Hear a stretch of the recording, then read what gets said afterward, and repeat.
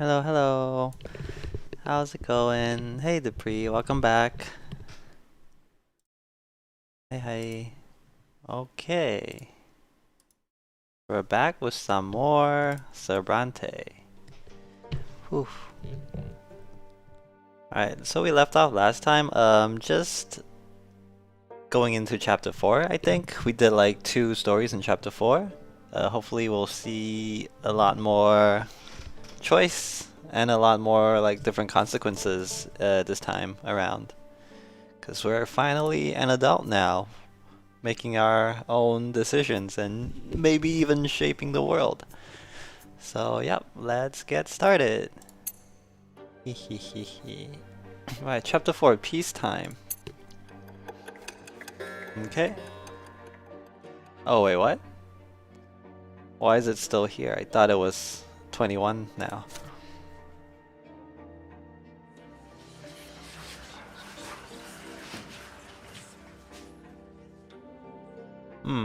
Oh, okay. Wait, I've seen this. So, I think I just didn't advance the story. Like, advance the chapter before, so it's saved right here. Yeah, this is the choice I made to calm the crowd down, I think. So just gonna skip past this real quick.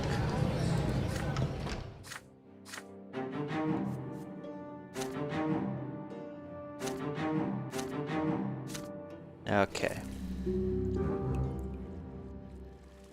Sacred Conclave. The clergy re-elected Cassius as the Patriarch of Magra. Right. We already knew that.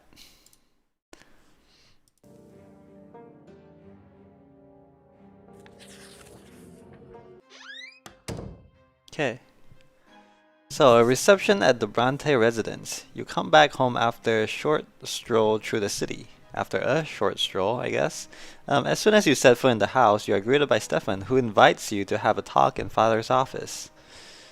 Uh-huh. When you enter the room, Father has a heap of letters in front of him and is signing them one after the other. Another. Son, Stefan and I must discuss an important matter with you. While you're in the capital, our family formally petitioned the overseer to grant us the nobility of the sword. Ooh.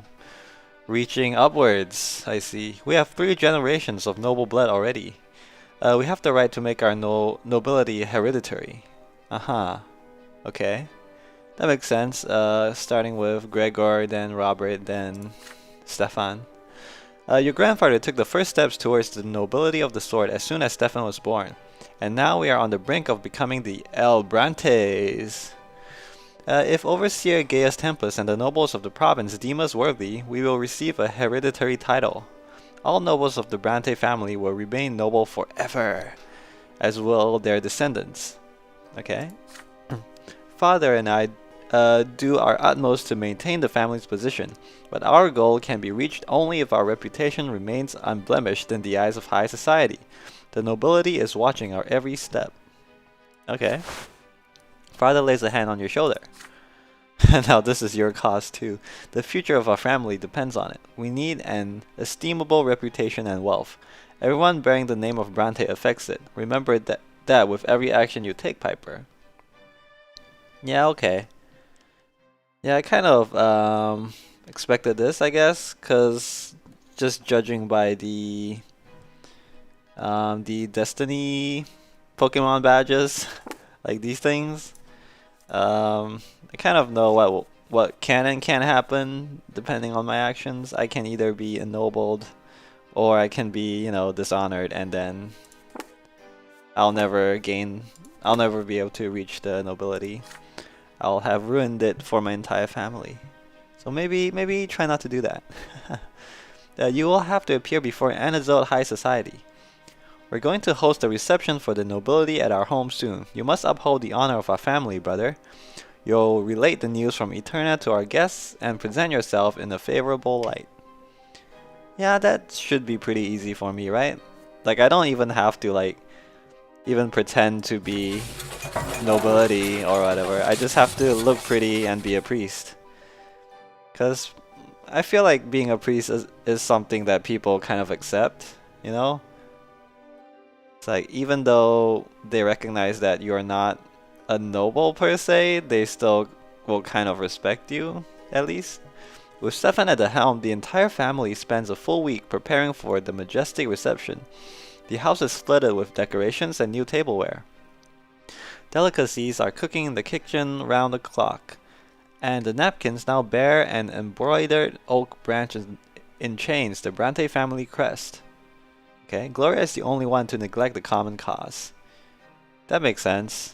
Like, I don't think she has anything to gain from that. So, were it up to me, I wouldn't be seen at this hypocritical gathering.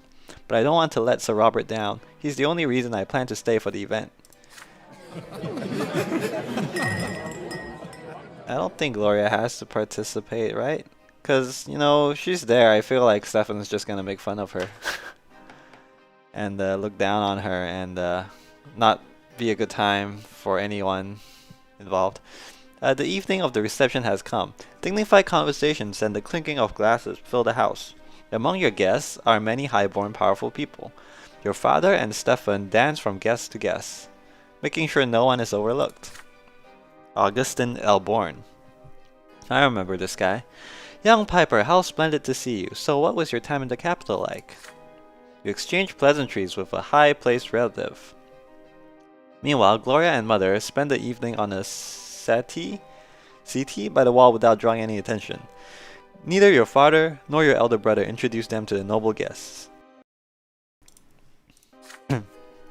Still among the guests, a young nobleman of the sword named Jose El Pelletier keeps staring at Gloria in fascination. Your sister averts his eyes, bemused.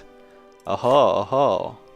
Lady Gloria, you are the true gem of the evening. You look so marvelously, darling. Marvelously daring. I haven't seen your like even in the capital. When you walk past Gloria, you hear her hurried whisper. Piper, please talk to me. This Sir El Pilater keeps following me. I feel uneasy. Uh-oh. What does he want from me? I'm just a lowly commoner. Come with me to the other side of the room, although I'll probably still stand out among all these refined nobles. Look, it's Durante the painter. Durant? Probably Durant. Durant the painter. I wonder what's brought him so far from the capital. It would be fabulous if he could paint our family portrait. We should all be on canvas together. We're one big happy family after all. I don't know about happy. Our unity's not super high right now. We're like 1 point away from becoming ruined, I think. A wine glass in hand, you cast a look across the crowded room. It is time to choose how you will spend the evening. I always hate this, like how you can only choose one thing to do in the evening. Can I do everything? Damn. Okay. Okay, I can present my mother and sister. Ooh, talk about my victory. Not possible, but that could have been nice. If I was a noble, of course. Reputation. Dude, all my family stats are garbage, I think. Alright, let's see. Where's my family stats? Oh, he fucking died, Gregor. Let's see. Where's House of Brante? Modest position. Okay. Can't reach 0, right? Yeah, I can't multitask yet. Only do one thing.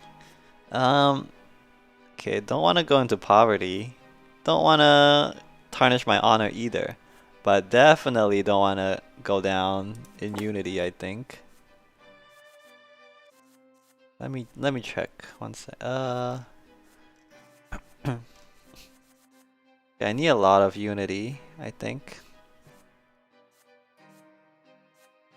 So if as long as my reputation doesn't go down to 0, I won't get branded by dishonor. And as long as my wealth doesn't go down to 0, I won't get ruined. So I can actually still drop my wealth a little bit. Ooh, but it's rough, man. I guess I'm exchanging one wealth for one reputation, one unity. That's probably worth it. What about this? Manipulation, diplomacy. Okay. Alright, I'm going for this, I guess. Could do with even more eloquence, I guess. Manipulation is always nice, but mainly I just want unity, I think. I can present my mother and sister too, I suppose, but ooh, this is rough. Alright, I'll just lose the wealth, man. I want reputation as well, I think. Alright, let's go. The willpower, the willpower. Nah, it's great, it's fine. The artist is scrutinizing the portrait of your grandfather on the wall of the sitting room. You will always remember grandfather like this. His heavy, searching look, his hawkish features, his imposing body, and the cane he kept in his hands at all times. It's for his home defense. As by pure chance, you passed by Durant and mentioned that the portrait was painted by a local artist. As if by pure chance? Okay. Seems pretty planned to me, pretty manipulative even. But surely Sir Durant's skill must be incomparably greater. Would he be interested in painting a group portrait of the entire Brante family? For exposure, of course. Payment? I don't. What is that? Sorry, I'm paying you in exposure, man. At first, Durant politely declines. He must head back to the capital soon, and he has no time to spare for painting. What do you mean? He's a painter. But you remonstrate that you will pay any price, and his work will be seen by the highest society of Anizo. Durant eventually succumbs to your persuasion. You spend the night negotiating with the painter. The proper portrait will take a fair amount of time to paint, and Durant's prices are high. Yep. Convincing your family turns out to be just as challenging. Gloria will not pose in a dress or put her hair in a bun. Nathan almost has to be forced to cut his hair. Stefan insists that he must be drawn to the right of his father, with Gloria behind them. Okay. Lots of conditions, sure. Eventually you succeed in helping your family reach a consensus. The portrait is perfect. Your parents look dignified, hand in hand. Stefan stands proudly to their right. You, in your best attire, are to the left of them. Gloria brings some life to the painting with her unruly hair and daring outfit. Even Nathan seems to belong there. The portrait is proudly displayed above the fireplace in the sitting room. Hooray! No one else in Magra has a portrait by Durant himself. This will emphasize our position. Nice, let's go. Your rent just costs 3,000 likes. Yep. One like is $1. For once, Gloria agrees with her elder brother. At least on this canvas, we're all one family, whatever our states may be. Oh no, I'm in poverty now. Fine, we'll get it back. We'll get it back. Or you know, I'm a priest, man. Worldly possessions don't matter to me anymore. Haha ha. Alright, I'm getting really eloquent though. That's nice. Oh no, they're fighting. They're fighting. The Brante home has been uneasy for several months now. With father traveling all over the province for his judicial duties, the animosity between Stefan and Gloria has grown into a full-blown feud. No, stop it guys! I need unity to be high! Your elder brother tries to use his position as heir to keep his sister in check and make her behave in accordance to her estate. Gloria repudiates his authority. Their fight rocks the house on a daily basis. Can't you see? You're making Mother sicker. Eventually, after returning from their latest trip, Father gathers Stefan, Gloria, Nathan, and you in his office. His somber look portends a difficult conversation. Stefan gazes at his father defiantly. Gloria is poised to lash out and run away. Nathan quietly keeps to his side. Children, for a long time now, our family has been striving to become nobles of the sword. Every noble member of Brante family will gain a hereditary title. This is your grandfather's dying wish. Gloria sighs loudly. Then why am I here, Sir Robert? Makes sense? She's right, this is a Brante matter. While rude, she's a Brante too. Wait until I finish, Stefan. I am still the head of this household. If you are truly so concerned about honor, show your father some respect. Correct. It can't be helped, not all of us are noble.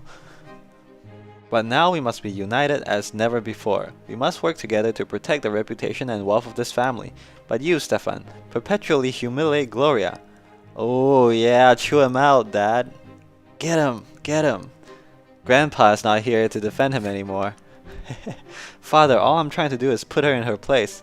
You know perfectly well the consequences of any attention Gloria might attract.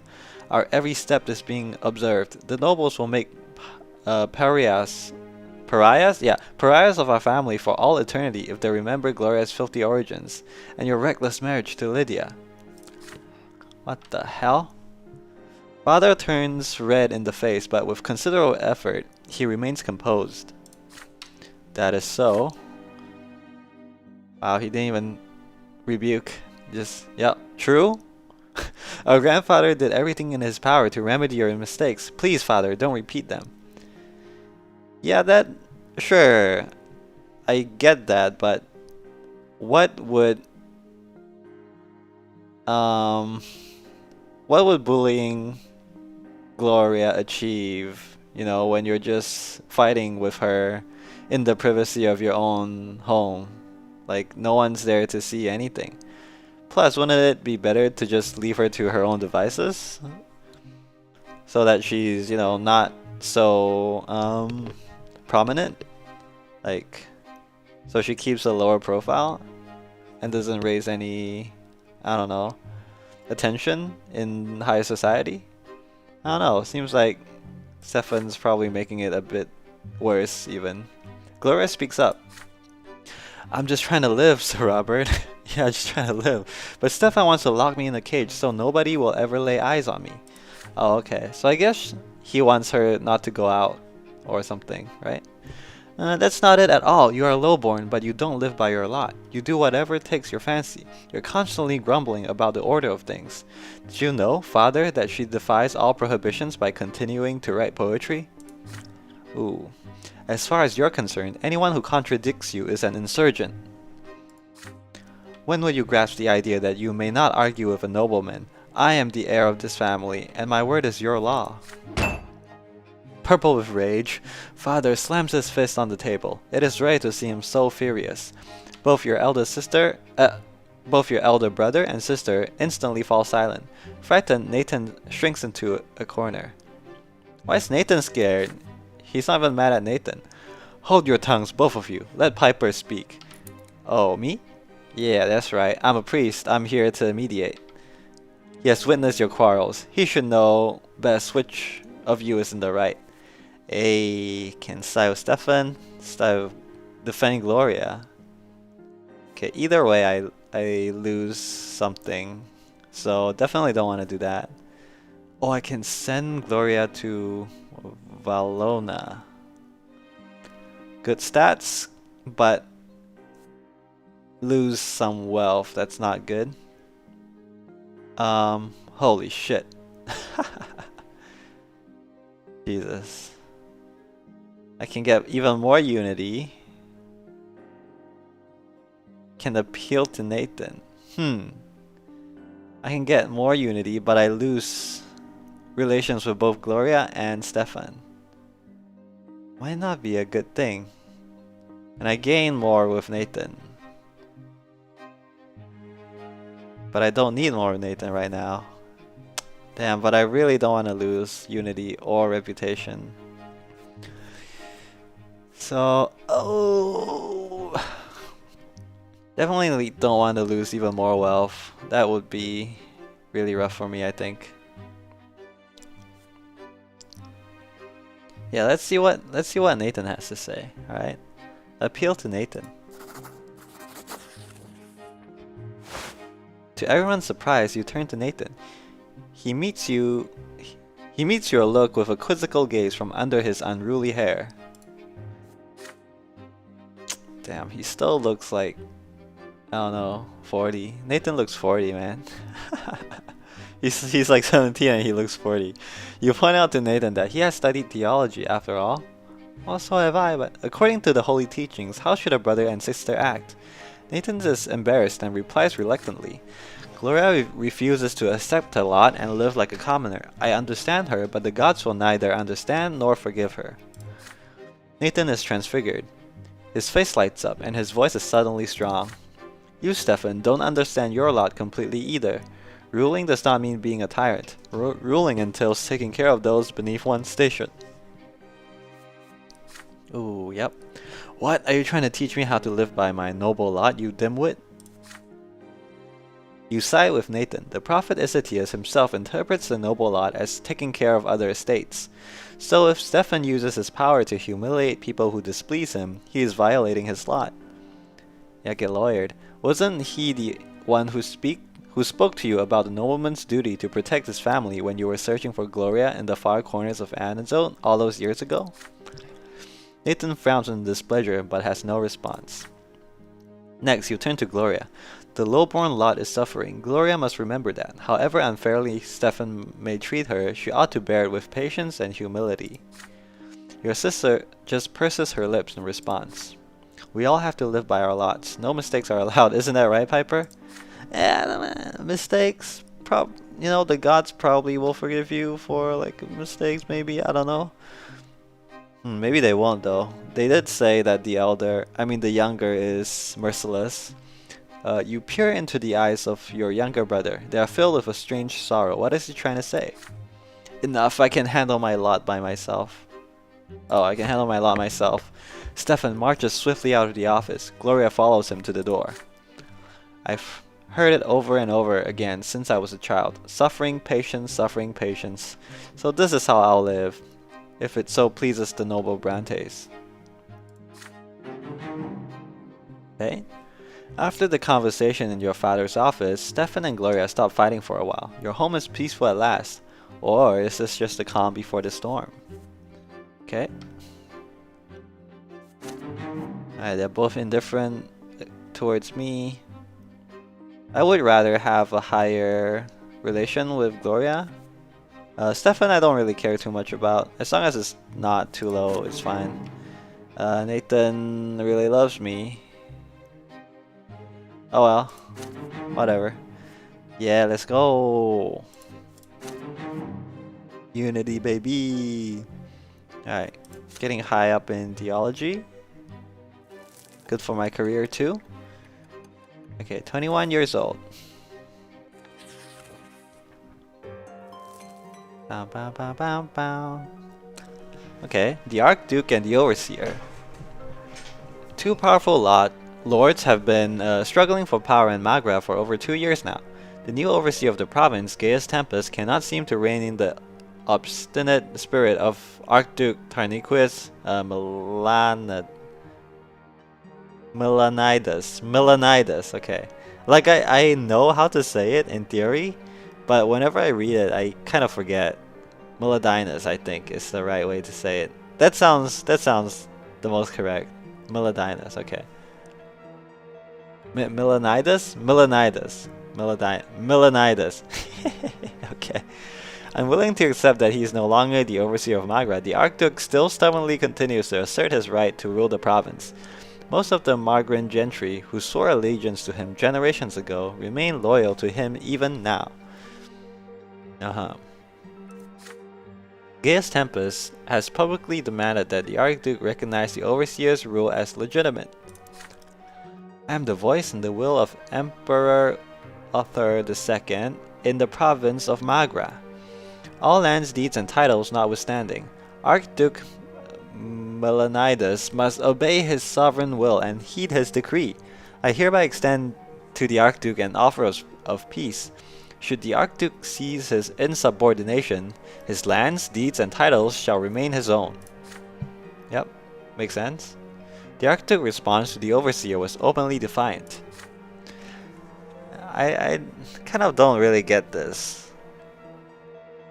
Not that I don't get it, but can't really relate to people wanting to keep power just for the sake of power itself. Like this guy. I mean, if you're already going to keep your land, like what's the point of still being ruler, you know? You know, why fight it? Why fight it?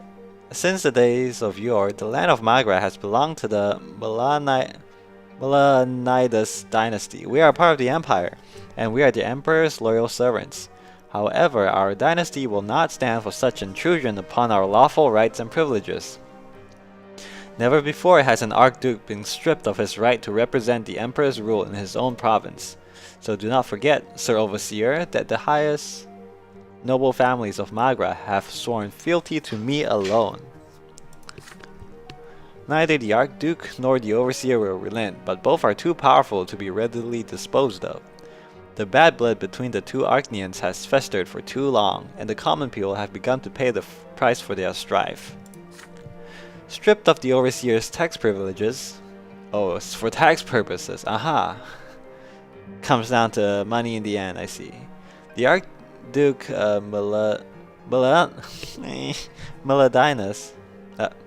Melanidas has decided to impose his own levy upon the citizens and villagers of Magra.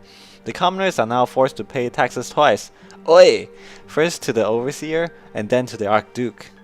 This double burden is too much for the common people of Magra to bear. Many have refused the second tax outright as a lawless measure, but the Imperial Legion, led by young Dorius Otten, is ruthless. Eagerly and without mercy, the Legion soldiers collect the Archduke's due in cities and villages alike. Oi, oi, down with the Archduke!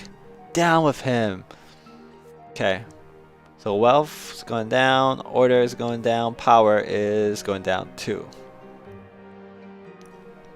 All nobility versus commoners. Okay. Okay. This last year has been an ordeal for your family. The pains taken to be ennobled by the sword, that close attention of the city aristocracy, the squabbles between Stefan and Gloria. Tonight your preoccupied father has gathered the entire family around a table in the backyard. The sun has almost set and there is a soft breeze. But instead of a meal in the open air, you are going to attend a family meeting. In the middle of the table you see an open gilded box. It is full of jewels. Oh, a gift for the family. Hey, Archduke Melanidas himself has bestowed this gift upon us. It is a surprise indeed. I thought you all had a right to know. A loot box opening? Heck yeah. Father unfolds the letter laying beside the box. Oh no. So, I guess the Archduke is trying to like bribe us to buy our loyalty for $5,000. Buy my silence. Here's what I want to know. Are we being taxed by him as well? Double taxed? Because if we are, he's just paying us back, right? Maybe I'll get a choice of whether or not to accept this gift, quote, gift. And whether or not we should like align ourselves with the Archduke and support him.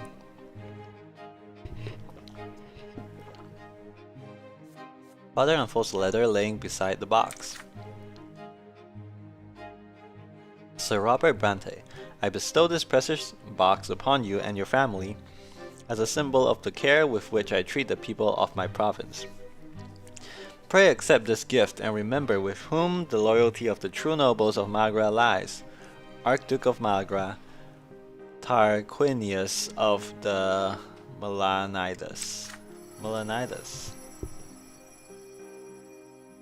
Will be in this gift. Yep, 3,000 likes. 3,000 likes in the gift box, please. That's the only payment I will accept. The family stares in amazement at the jewels sparkling in the last rays of sunshine. It's worth quite a fortune, but the Archduke is perfectly aware that I am on the side of Prefect Elborn and Overseer Gaius Tempus. Could he really expect our loyalty to be bought so brazenly? But, Father, we need the money, we're in poverty. Oh no. On the other hand, the Archduke is not demanding anything of us, and our family has borne a lot of expenses recently. Now he's talking.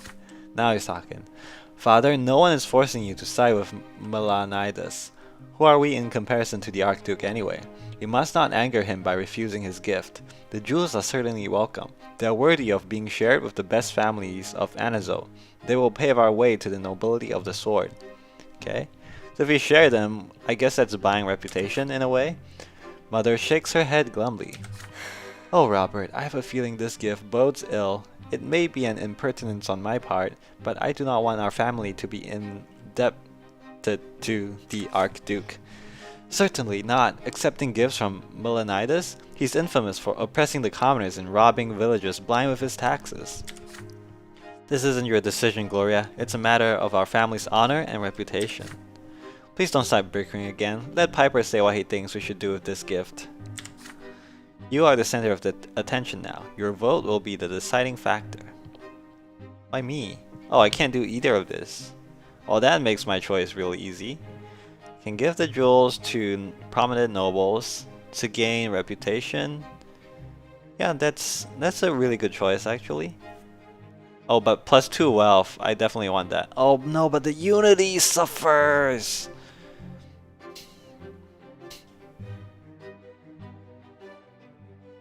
I think I would have chosen decline the gift if I could. Because I might have another chance to get wealth back. But +2 unity and willpower is such a good deal. Yeah, but you know, I have no choice but to sell it. Okay, but at least it's a net gain in stats, so that's fine, I guess. You speak. You insist that the Archduke's jewels should not be declined. They must not be given away either. Your family treasury needs an infusion of cash. The family's wealth is as important in the eyes of society as its noble reputation. Yep. I don't know, Piper. Money comes and goes, but our family honor is here to stay. Yeah, but you know, honor also comes and goes, to be honest. You object, reminding that in your own lifetime, your family has already fallen out of favor and risen again. Yeah, exactly. For the nobles, the family's reputation is just another form of currency. Is there nothing truly more important than money and reputation? Archduke Melanidas is a villain like no other. Our family ought to stay away from him. Sure, but at the same time, we're taking his money, you know? If we give it back, won't we be paying him? Simmer down, Gloria. I agree with Piper. Let it be so. I'll send a note to the Archduke expressing our humblest gratitude, but I'll also point out that I don't mean to change sides. I still serve my prefect and my overseer. In the meantime, Piper will see to the family coffers. What? Coffers? You promptly take the precious box and go inside to start taking an inventory of the jewels. Mother, Gloria, and Nathan follow you with forlorn looks. You sell the jewels and easily amass a considerable sum. Your efforts have now ensured that the family treasury will not run short anytime soon. Good, good, good.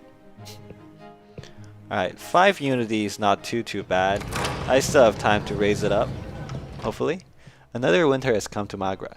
It has been almost a year since your return home. The Order has gradually been gaining power and influence in Anazo.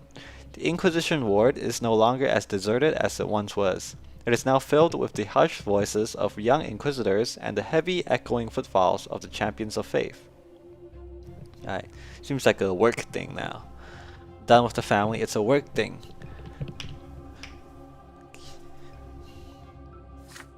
You and Jian are only assigned cases of low importance. Inquisitor Ulrich has taken it upon himself to investigate all cases related to Patriarch Cassius personally. That makes sense. Rarely, if ever, does Ulrich ask the two of you for assistance, but today of all days, unexpectedly, he has requested a word with you. For the first time ever, you visit his cell, a spacious yet aesthetically furnished room. Like, I think that means just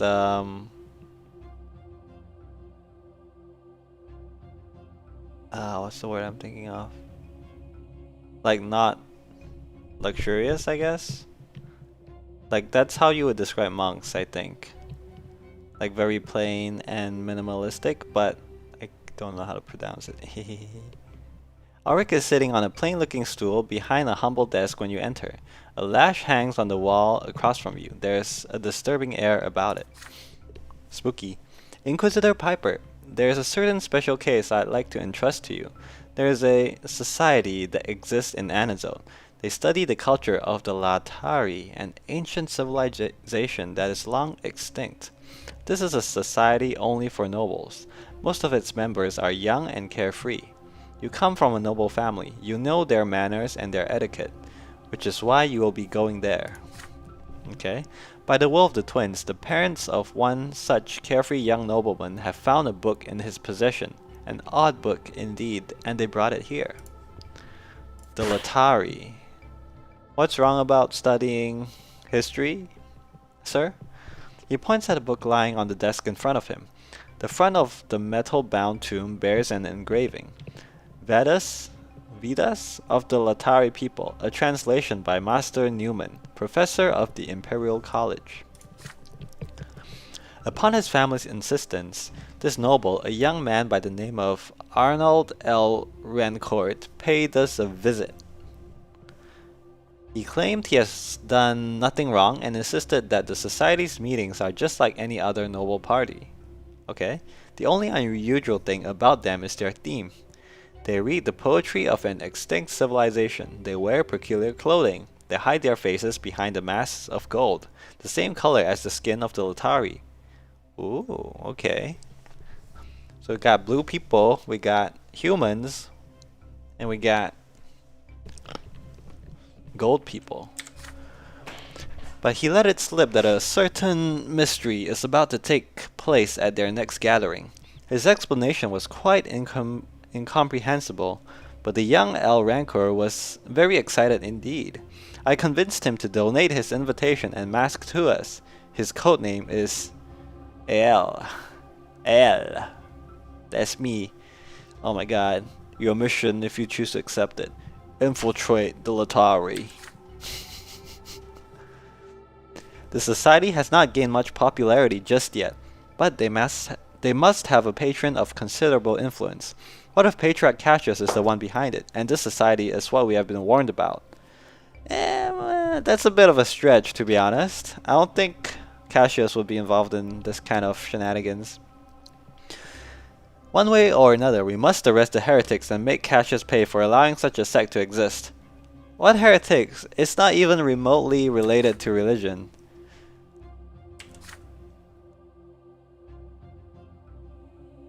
What? Such a sect? It's not a sect. Okay, whatever. Your mission is to find out what they're up to. You must act quickly, before they learn that we have El Rancor. My squad of champions of faith will follow you. They will assist you in rounding out the apostates. Alright, it's a sting operation. Let's go. You nod at last. You finally have an important case to investigate. You recall the history books you read and studied long ago. The Latari were an old civilization, an ancient race of magic wielders. Ah, that's why. That's why he hates them, because they know magic. Alright. Who worship false gods and even enjoyed a brief alliance with the Empire. Around 200 years ago, the Latari disappeared from the face of the world just like all the other lesser civilizations. Yikes.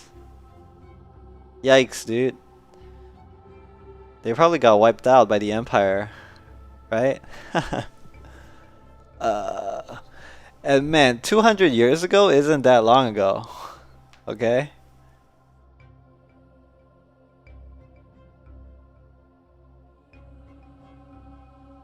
I wouldn't call them an ancient race if they're only around 200 years old, right?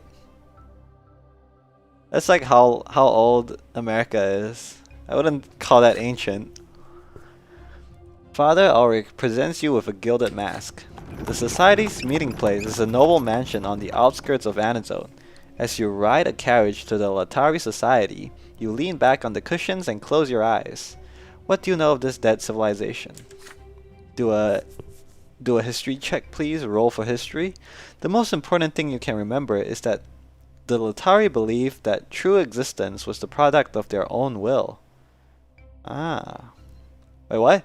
They thought the world around them was an illusion, a dream of their own making.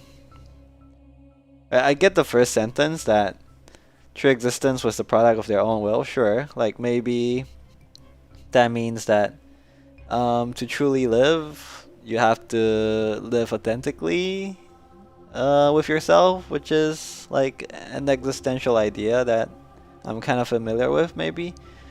But the world around them is an illusion, a dream of their own making. That's some metaphysics. You cannot help but wince at the thought. The world was created by the will of the twins, not the will of mortal creatures. No wonder they rid the world of the Latari.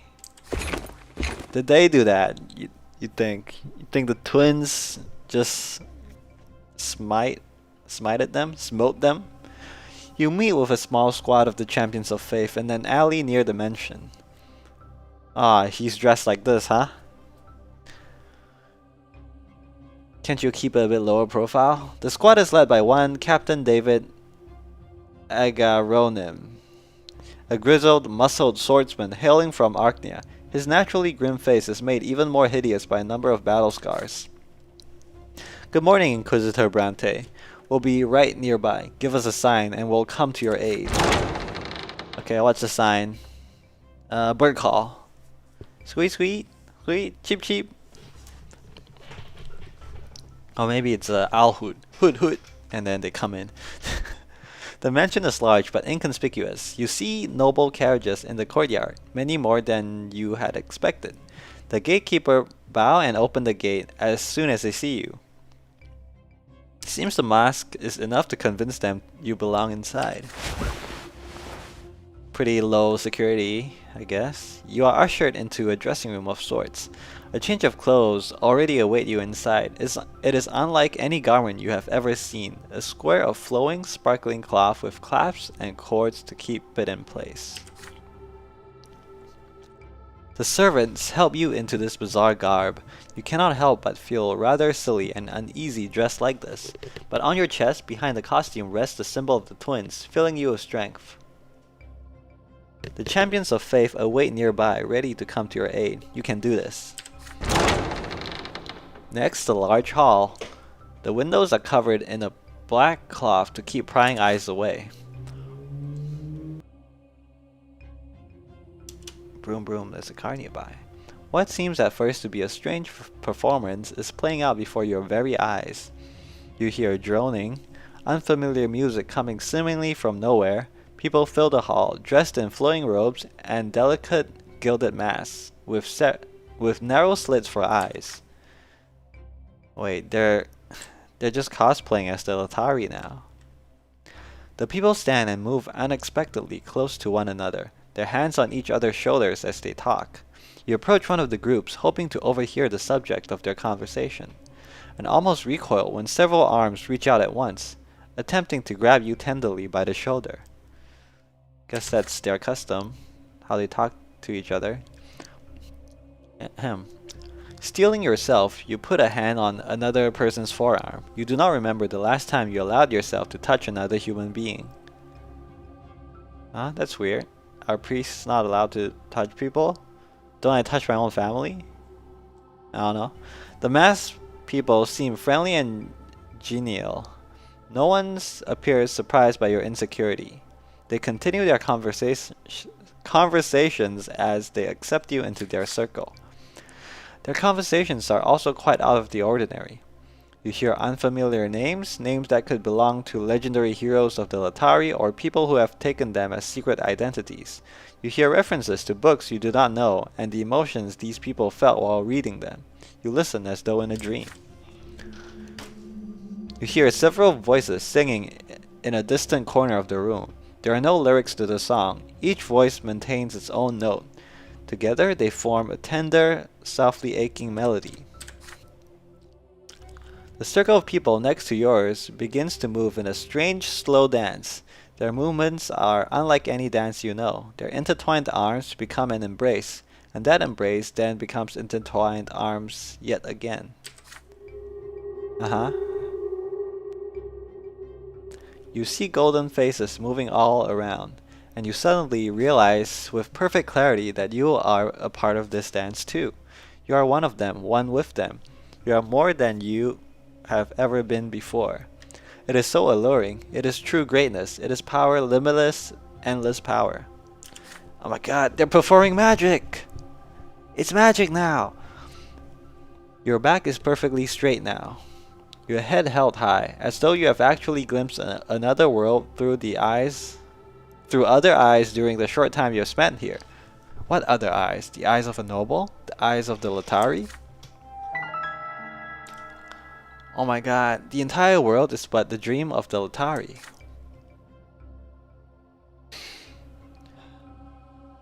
The symbol of the faith grows very warm beneath your clothing. It clears your mind and helps you break free from the illusion.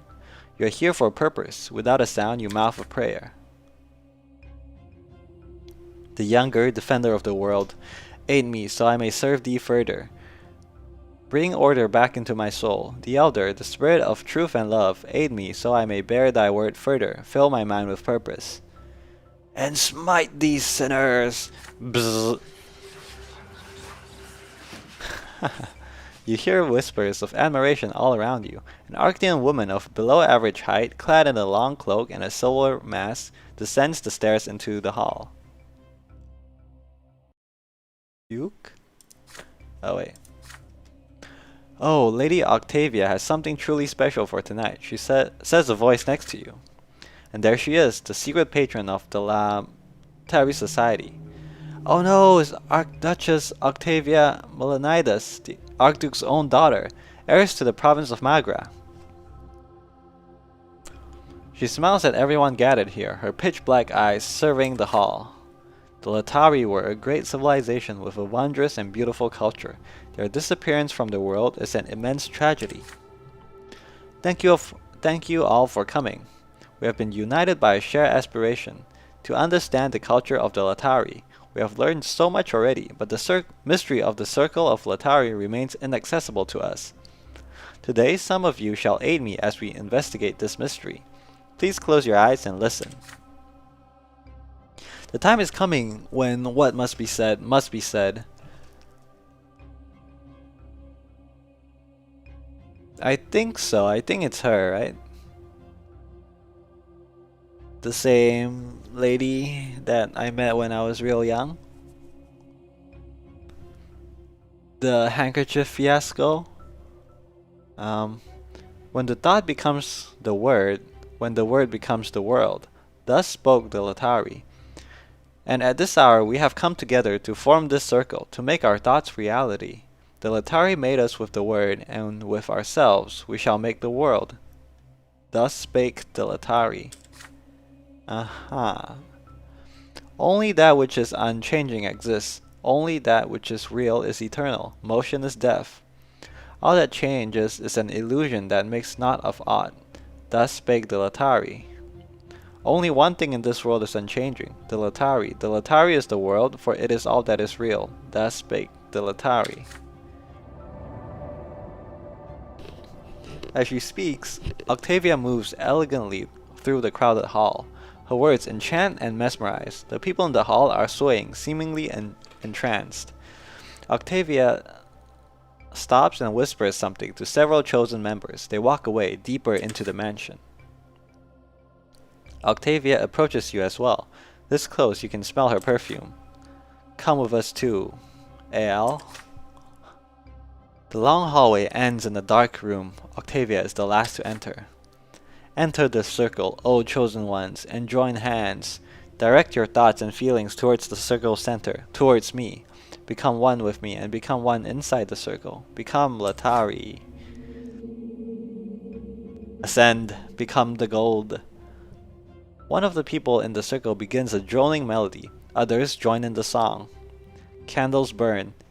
There are strange ritualistic symbols inscribed on the floor. You look at them closer. They depict colorful, intertwined dragons. A long, thin knife appears in Octavia's hands.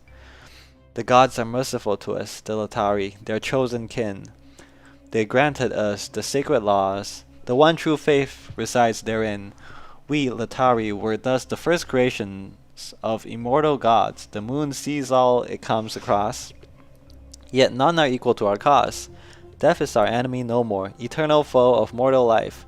Should it come closer than before, then neither run to it nor hide. At this point, it's just like kind of nonsensical.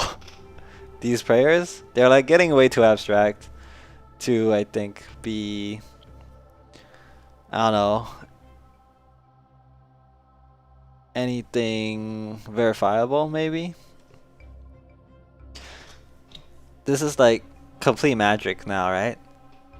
The tempo increases, the sound becoming disjointed, chaotic, yet somehow orderly and right.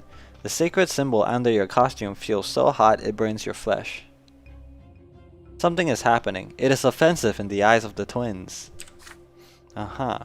So heed the law of Latari, one older than the very sky. He who wakes shall prosper, he who sleeps shall die.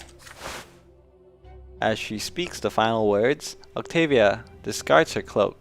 She is naked, her beautiful body completely uncovered. The song reaches its climax.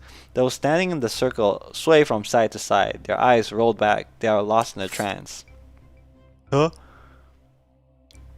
Octavia holds the knife to her wrist. She pierces the skin, then makes a long cut across her arm. Bluish blood begins to trickle down her fingers and onto the floor. Octavia raises the knife above her wrist. A moment more and the ritual will reach its culmination. Should you intervene? Whoa, whoa, whoa. Okay. I could say, arrest them. It's a sting operation, everyone get down. I could preach to them, tell them not to do this probably. This costs 5 willpower. Probably shouldn't do that. Or I could join them. Interesting.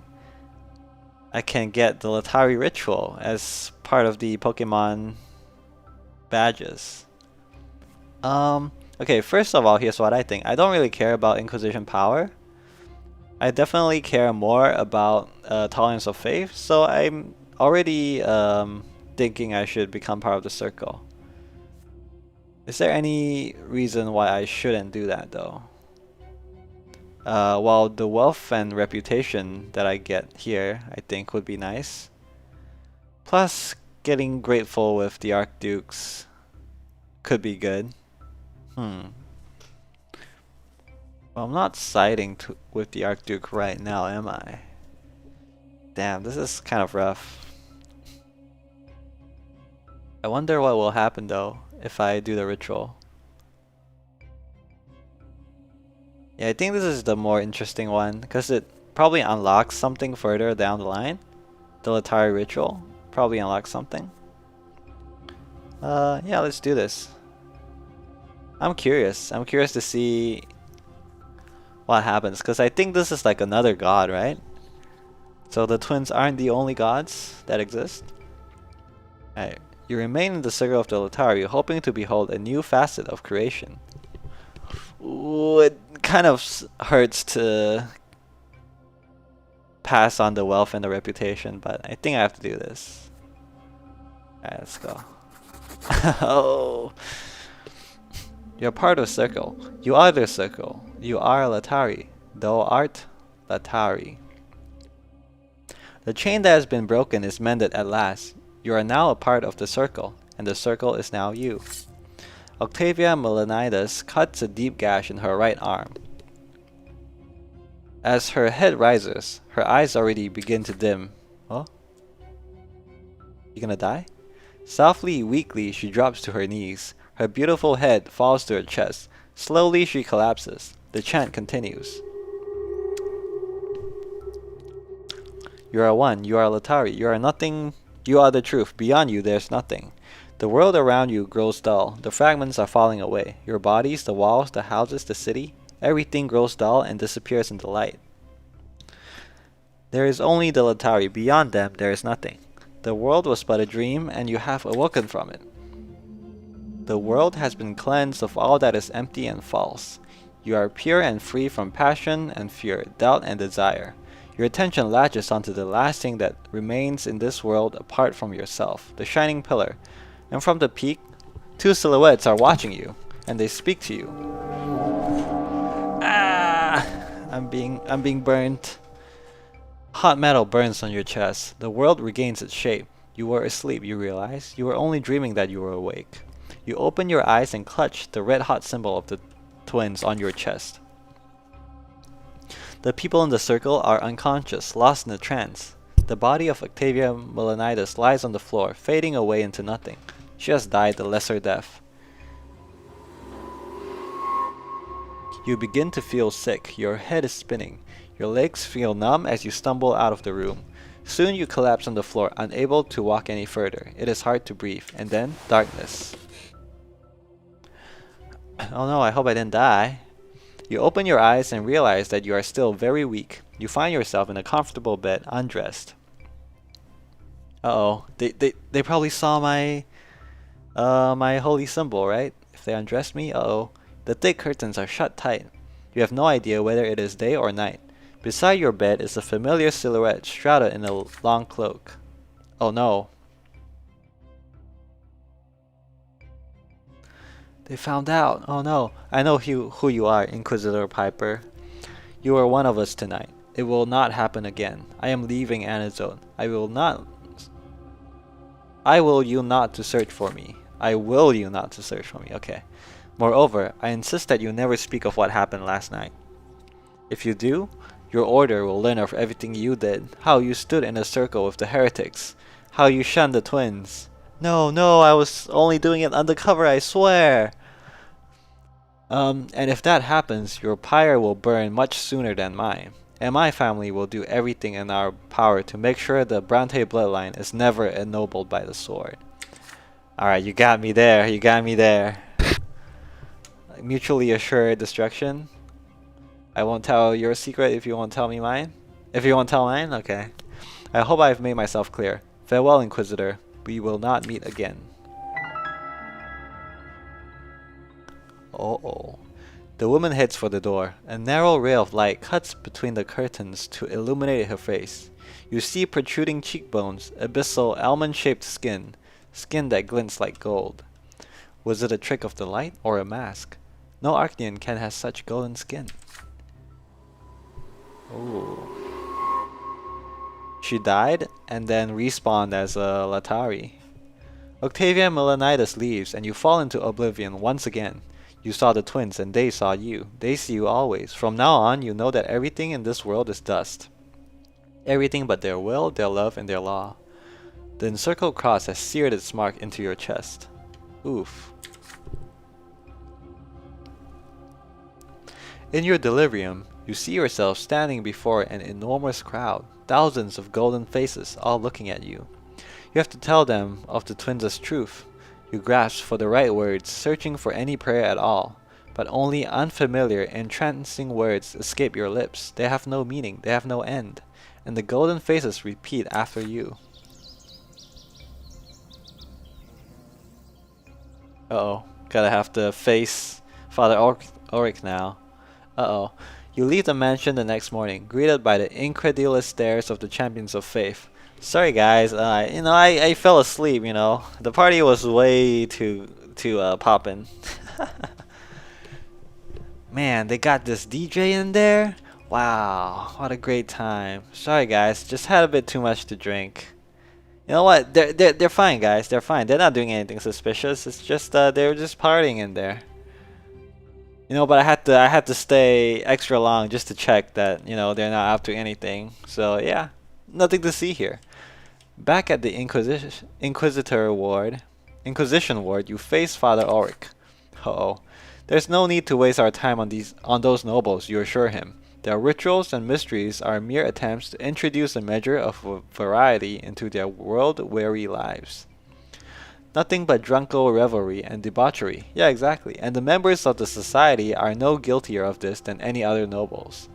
You never mention Lady Melanidas or anything else that took place within the circle of Latari. What an unproductive way to end the year. I was sure the Latari society would give the order some influence against the local nobles. Now we'll have to find another way to get the Patriarch. Are you sure you have nothing else to tell me? Yep. Yep. You shake your head vigorously. The Inquisitor studies you intently as you try your best to remain calm and composed. Very well. Dismissed. Ehehehe. Oh ho ho ho ho.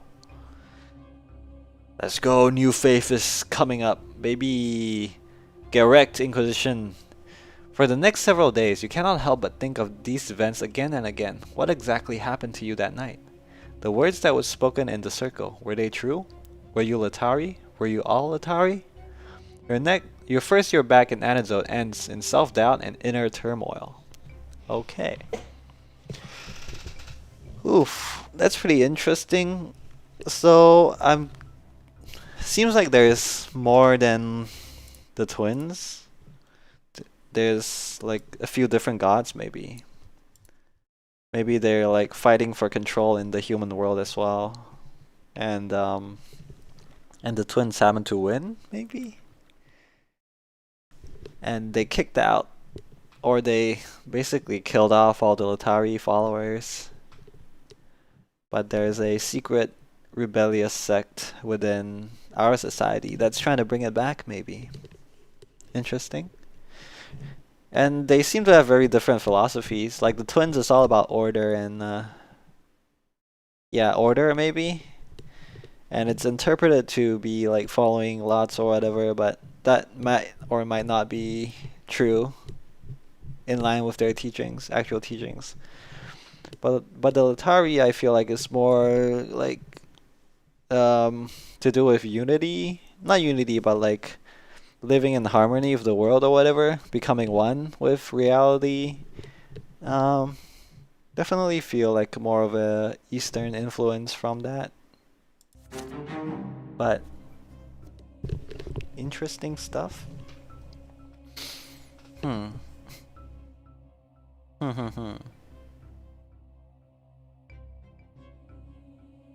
Okie dokie.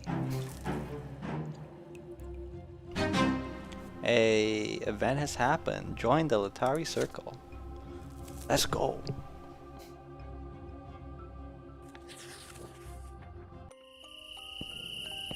Alright. Destiny. Occupation. Got this one.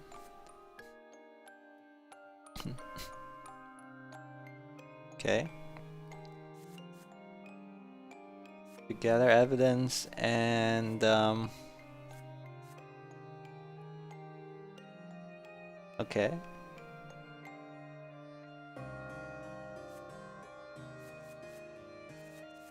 I can't have. Should I get the Inquisition to collapse? Even if I collapse it, can I still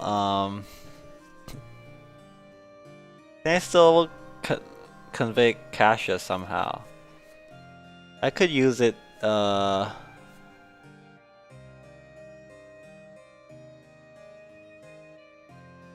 I could use it. I could side with the new believers. I see. Okay. I can either overthrow Cassius using the Inquisition, or I could use the new believers to do it. Okay, that's fine. That means I don't really have to worry about the Inquisition collapsing. Yeah, I can let Inquisition power go down, I think. That should be okay.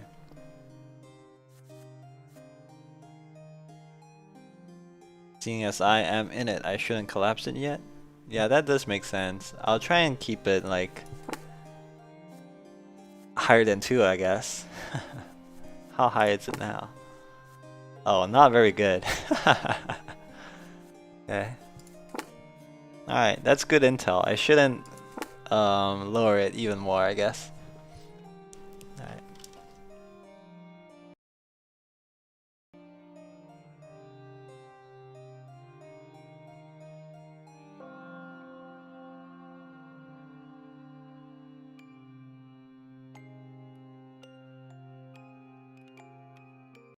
Okie dokie. Oh. Old friend. Night is falling over Anadrome. The stifling heat gives way to an eagerly anticipated freshness. After a day at work, you stroll home at a leisurely pace. You turn down a side street that you have known since you were a little boy. It is as if your legs are acting of their own accord, bringing you to the place of your childhood play, the remnants of the wooden fort. So much has changed since the day when you used to play here with your little friends. Engrossed in your memories, at first you fail to notice that you are not alone there. Ooh, a tall figure in the uniform of a Legion officer approaches you. You see unruly brown hair and a twinkle in his eye. It is Thomas. Wow, what are you doing here? Don't tell me you've been camping out at this spot waiting for me to show up. That'd be kinda creepy. Now that's a surprise. Hi Brante, fancy running into you the moment I'm back in town. Wow, it must be fate. The magical friendship ring bond that we shared made me walk here. Guess I don't have free will after all. Uh-oh. Your childhood friends put his arms around you. Nice. Our battalion got transferred here recently. We're under the command of the Magra Legion now. I'm keeping the peace and maintaining order in my very own province. Oh, something I also want to think about is like the fact that when we did the Latari ritual, we actually saw visions. Kind of suggests that visions aren't necessarily something divine, right? It could just be magic. And magic itself probably doesn't have any like holy holy implications to it. Something can be magical but not be related to the gods. And that logic could go both ways as well. So that even if I've seen visions of the twins, it might not mean that the twins are holy, even. They could just be magical, right? They could just be magical entities. That's maybe not benevolent in the way we think gods are. So that means maybe we shouldn't just like follow their laws or morality system blindly. Yeah, well, even if they are gods, I think we shouldn't follow their laws blindly anyway. Just why I'm part of the new faith to begin with. Yeah. Anyway. Well, why don't we catch up? Let me buy you dinner. We'll have a little chat, remember the old days. Let me buy you dinner? That's the first time I've seen like slang like this in this game. Let me buy you dinner. I guess that's Thomas for ya. He's like the only lowborn character that I interact with, except for Gloria maybe. Thomas cuts himself short. You suddenly notice how much older he looks. His face has become sharper and rougher, and his eyes are filled with exhaustion rather than their usual mischievous sparkle. No, Thomas, how many men have you killed? I should warn you though, Piper. I ain't the best company nowadays. I've managed to get myself some powerful enemies already. I'm a friend who could taint your good name, so if you'd rather not be seen with me, well, I understand. The smile on his face starts to fade. Oh, I can't even walk away. Oh, okay. I can't walk away because I've already been bounded by friendship to him. so I have to have dinner with him. No, but my reputation. It's fine. 6 is pretty high. You give Thomas your hand. You shake hands firmly. Brother. So you haven't forgotten your old friend, Brante. That's the way it ought to be. Well, come on then. Am I allowed to drink as a priest? You go to a tavern, reminiscing about your childhood antics on these very streets along the way. You choose a table in the far corner of the tavern. Thomas orders a bottle of good wine and some food. You talk about your latest case, about your first years back in Antidote.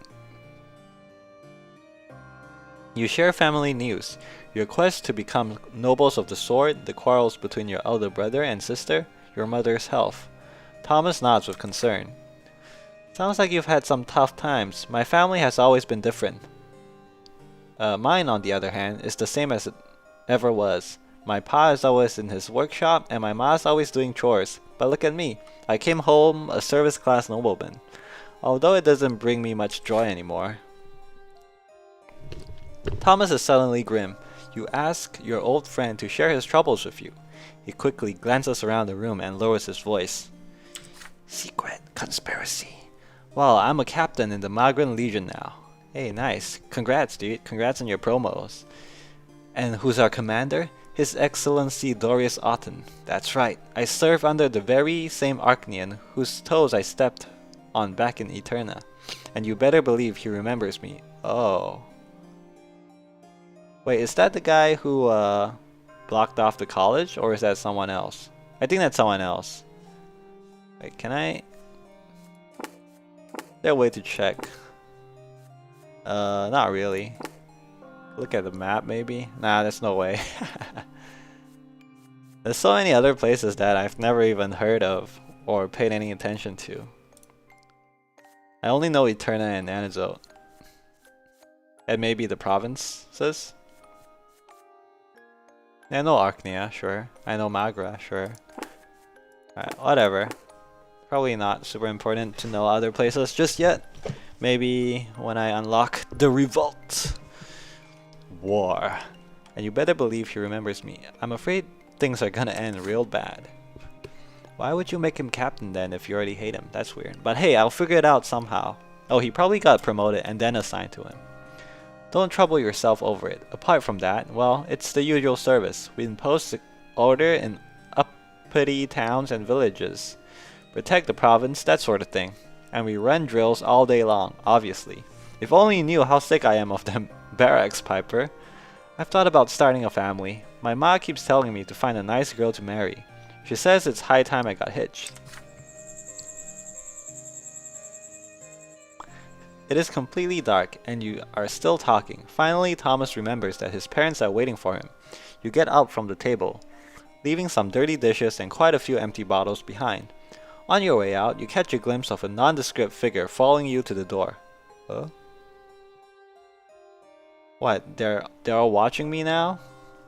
High society is watching me? Auditing me? As you walk alongside Thomas through your home neighborhood, you keep glancing over your shoulder, but the shadow that was following you has disappeared. You reach your street and stop for a while in the semi-darkness between your family homes, just as you used to all those years ago. Bye, Brante. I hardly ever come to Antidote these days. Our battalion is on the march all over the province, but twins willing we'll see each other again real soon. Alright. Nice. Bound by friendship, +1 affection. You advised your friend to safeguard his every life. Damn it, my reputation. Yeah, that's probably because someone followed me around and observed me associating with this guy, I guess. He's a marked man. He's a targeted individual. As the Archduke and Overseer fight for power in Magra, the common people bear the brunt of their conflict. Incensed speeches begin to fill the city. The temple by the white tree seems to be the only place in the city free from the endless talk of taxation. Today, the worshippers in the temple are few, all of them poor people from nearby districts. Some thank the twins for peace. they have brought to the world. Some beg for a sign from above. One little boy is on his knees, praying for prosperity. Oh, yeah. He has yet to learn that it is an error to rely on the twins' aid even as you pray, for they are not our servants, but the rulers of this world. Okay. You approach the altar, bow your head, and whisper a prayer for unity in the Brante home. +1 unity? Easy. O Elder, the spirit of truth and love, I thank thee for my family. Aid them and let them abide in peace and tolerance. Though our woes may hide the gift of thy love, may we never refuse thy bounty. To your sorrow, the strife in your family home has proven to be far worse than you had expected from the letters. You never thought the quarrel between Gloria and Stefan would go this far. The temple gradually fills with people as noon approaches. Midday is the hour of the sermon. Can I speak? Can I speak? I'm a priest too. A priest steps up to the altar, leaning on the staff. The trim of his white cassock is embroidered with gold. He bears a book at his side entitled Lives of the Twins. It is rarely quoted even among religious scholars. Most of the faithful rely on the teachings of Icetius. You recognize this man from the Sacred Conclave, Abbot Leonard. Hey, what's up, man? He's part of the new faith. Brothers and sisters, today I shall speak of the new faith, of its nature and its meanings. Many among you already know it in your hearts, but now I seek to find the words to help you understand it with your minds. For our hearts and minds alike forever seek the path to the twins.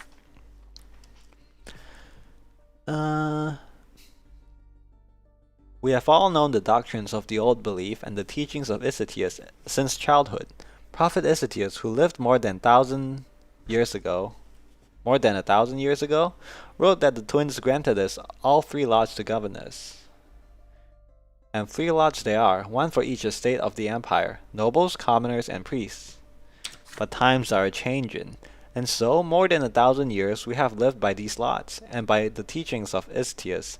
For it is said that, as you follow your lot, you are brought closer to the twins, and after the true death that awaits us all at the end of that path, we shall be brought to the peak of the shining pillar.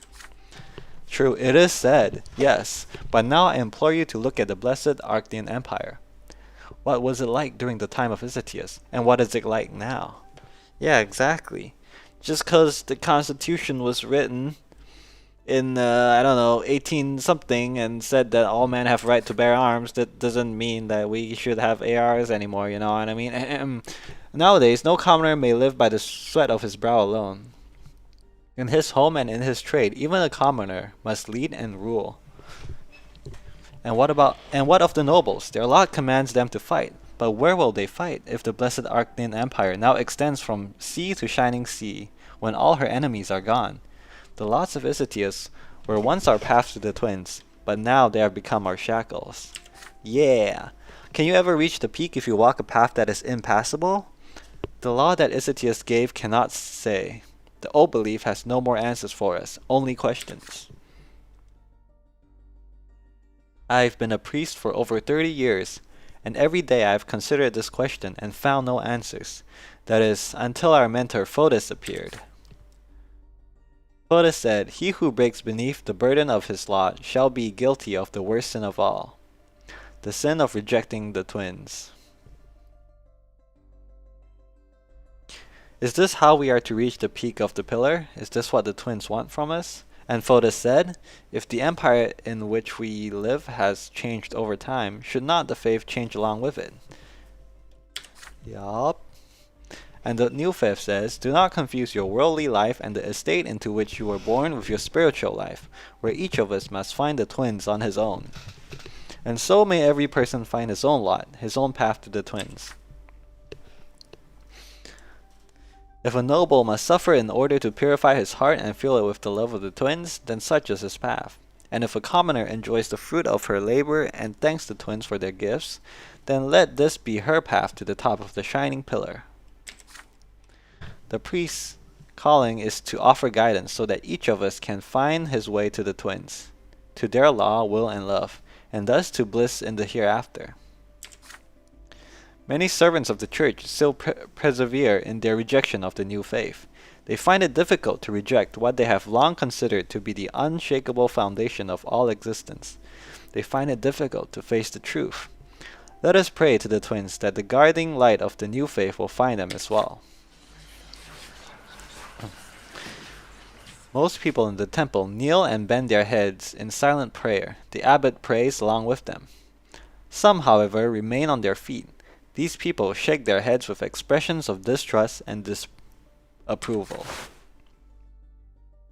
The sermon ends. You feel it is time for you to leave, but then you notice the abbot motioning for you to stay. He walks up to you with a smile, as if seeing an old friend. He gestures for you to sit on a pew. Yeah, convert me. Convert me, Father. Inquisitor Piper, we have not been introduced yet. I am Father Leonard, but you probably know that by now. How do I know you? Well, it's no miracle. A good friend of mine, Augustin Elborn, told me about you. He is a friend of your family. Oh, okay. I thought you would know me from, work when I spoke to everyone in the Pope meeting, choosing the new patriarch. So Elborn is a long-standing follower of the new faith. Oh, nice. That's nice. And I have taken it upon myself to act as his counselor in matters of the faith. That is certainly good to know, but what does Abbot Leonard want from you? I am aware that the Inquisition has come to Magra to investigate a report against Patriarch Cassius. I am aware of this because I was the one who wrote the report. Hey, okay. You stare at the abbot in surprise. What could possibly have motivated him to do this? You see, the Patriarch and I have known each other for many years. We used to engage in debates quite often on the nature of the twins, on the teachings of Isatius and Fotis, on the paths that served to guide people to the peak. For all those years, matters such as these were of great concern to Cassius. He used to remember the purpose of his service at all times. He used to truly care for people. But now, something has changed him. As he is now, all Cassius desires is power. His sermons are filled with lies and pretense. Oh no. You either die a hero or watch yourself become a villain, I guess. He has gained the support of the old believers, and now he accuses us of apostasy and heresy against the twins. But in truth, he serves the twins no longer. Our opinions often differed, but my most recent conversation with Cassius left me terrified. I expected him to accuse the new faith once again of straying from the true path to the peak. But the Patriarch suddenly questioned the importance of guiding people to the twins at all. Plays la... Fuck, what was it called? La Torah? Plays Latari? Plays Latari? Yeah. Fuck the twins. No, not really. The Patriarch of Magra, of all people, told me this, Piper. The man who addresses the twins in the name of the entire congregation. The man who must be the embodiment of purity and virtue for his flock. I wrote my report and sent it to the order immediately after we spoke. I'm glad to see you got here so quickly. But if you ever find proof of my words, what will you do?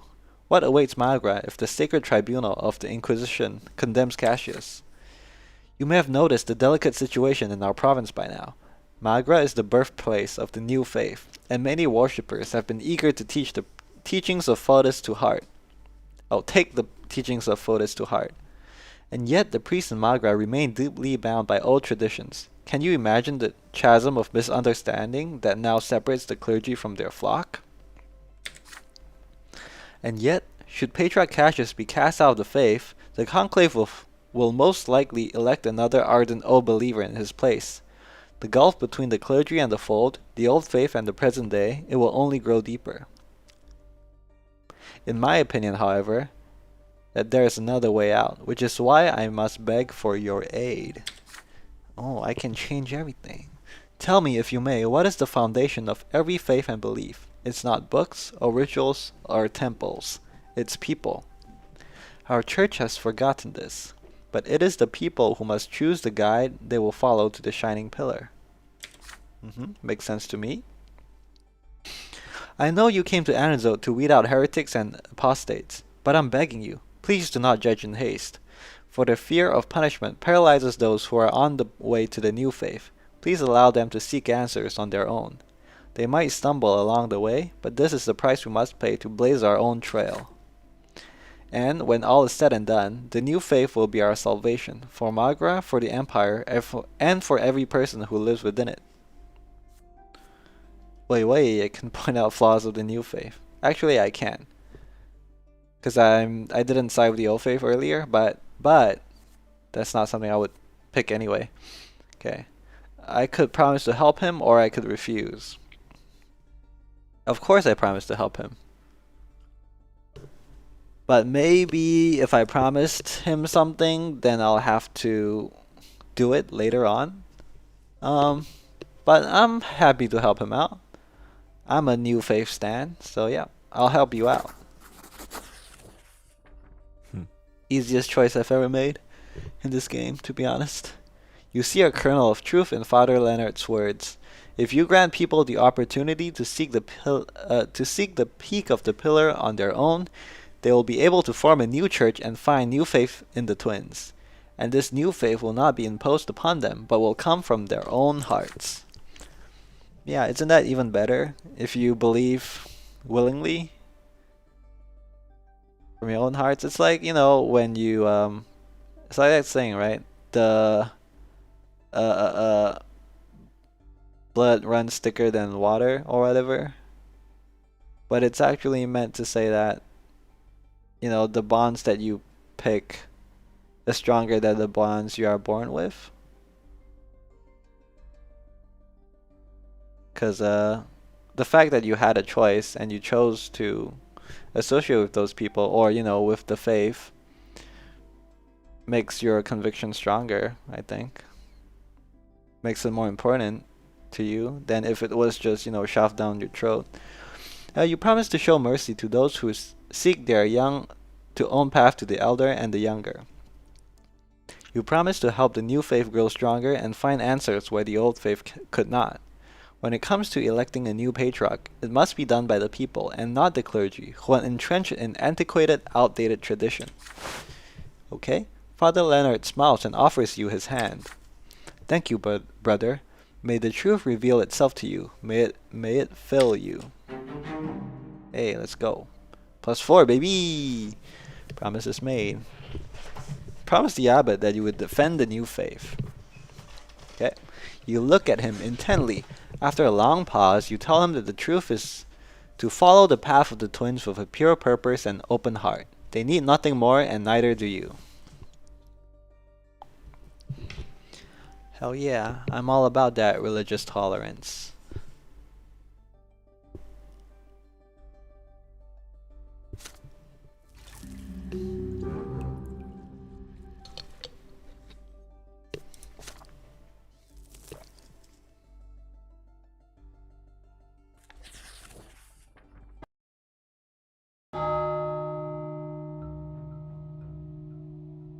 Alright, the call of the ancestors. Today is a big day for the Brante family. The day your family line started. The day when you remember all your ancestors. Okay. How do you know when your family line started? Is it like when Grandpa became a noble? Tonight everyone who bears the name Brante must descend into the family crypt to keep vigil by the tombs. This is the time to surrender yourself to your ancestors and hear their will. Okay? Okay. Wait one sec. Let me check some things. Make sure I'm not missing anything. Yep, looks good. Okay. Oh. Yep, the entire family prepares for the event in silence. Stefan has been choosing his apparel since morning, praying anxiously under his breath all the while. The heir has a special place in the family vigil. Even Mother is planning to go with you, though Father tries to talk her out of it. Lydia, I beg of you, stay home. You are far too weak for an all-night vigil in the crypt. Okay, makes sense. Gloria, would you be so kind as to stay with your mother since you cannot join us anyway? Yikes, sorry, Gloria. Gloria answers in a muffled voice. As you wish, Sir Robert. The late Sir Gregor would only be enraged to see Mother there. We all remember how their last encounter ended. True? Father nods curtly, avoiding Gloria's gaze. But at that moment, your attention is drawn to a noise in the foyer. Nathan staggers through the door, stumbling over his own feet. He reeks of cheap wine and filth. Nathan, what have you done, you fool? I'm not, late, am I?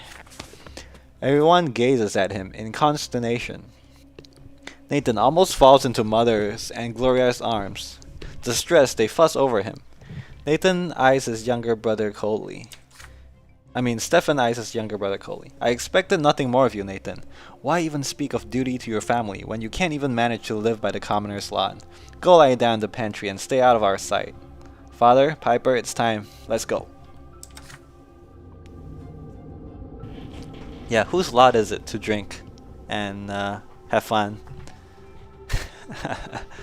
Alongside Father and Stefan, you descend into the family crypt. You cannot help but remember paying your last respects to your grandfather 9 years ago.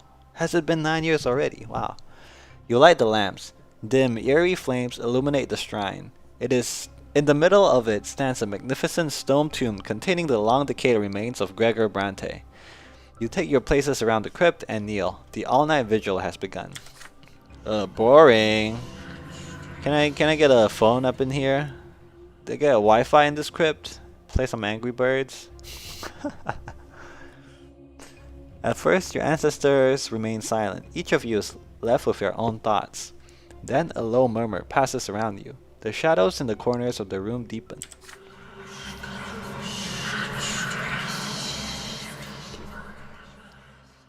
The voices grow stronger. You know that the ancestors of Gregor Brante, long-forgotten commoners whom you never knew, are trying to talk to you. But now a memory of them has come to life in the darkness of the crypt. They are pleading for something, demanding it of you, calling out to you, screaming. Finally, you all hear that painfully familiar, deep, imperious voice echo from the far end of the chamber.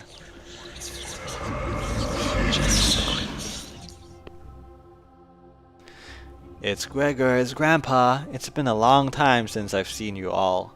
I hope you bear good tidings. All this time I've been waiting for you to fulfill my mission. Remember, as long as I am in your blood, I will give you no peace. Yikes. Bro, you're already dead. Go to rest. Live in bliss on the top of the pillar or whatever, or suffer forever in the bottom. But stop talking to us. I do not have my family ennobled just to see our line cut short. Our blood tide must join the grand flow of the empire, and then each of my descendants shall inherit nobility forever and ever. But I do not see any of you before my tomb. Where are you hiding? Where is the head of our family, the man who will speak to me? Where is the man who will heed my will? Father rises from his knees and makes his way towards grandfather's stone tomb, the source of that booming voice. But Stefan suddenly pushes him out of the way. Stefan! Father takes an indignant step forward, but Stefan firmly bars the way. Oh my god. Stop it, Stefan. You are my heir, but you are not the head of this family. Father, it is not you that Sir Gregor is addressing. Earning the nobility of the sword is my duty to him. He has long forsaken any hope of seeing you achieve it. You must understand that I am the one who will fulfill that duty. They're fighting. Stefan does not let him pass. Father breathes heavily in anger, but you can all but feel the frantic beating of both their hearts resonating somewhere within you. Both your father and brother seem to have forgotten that you are here too. I don't think they did. I don't think they forgot I'm here. Cause why would I be the one to step up? I'm a priest.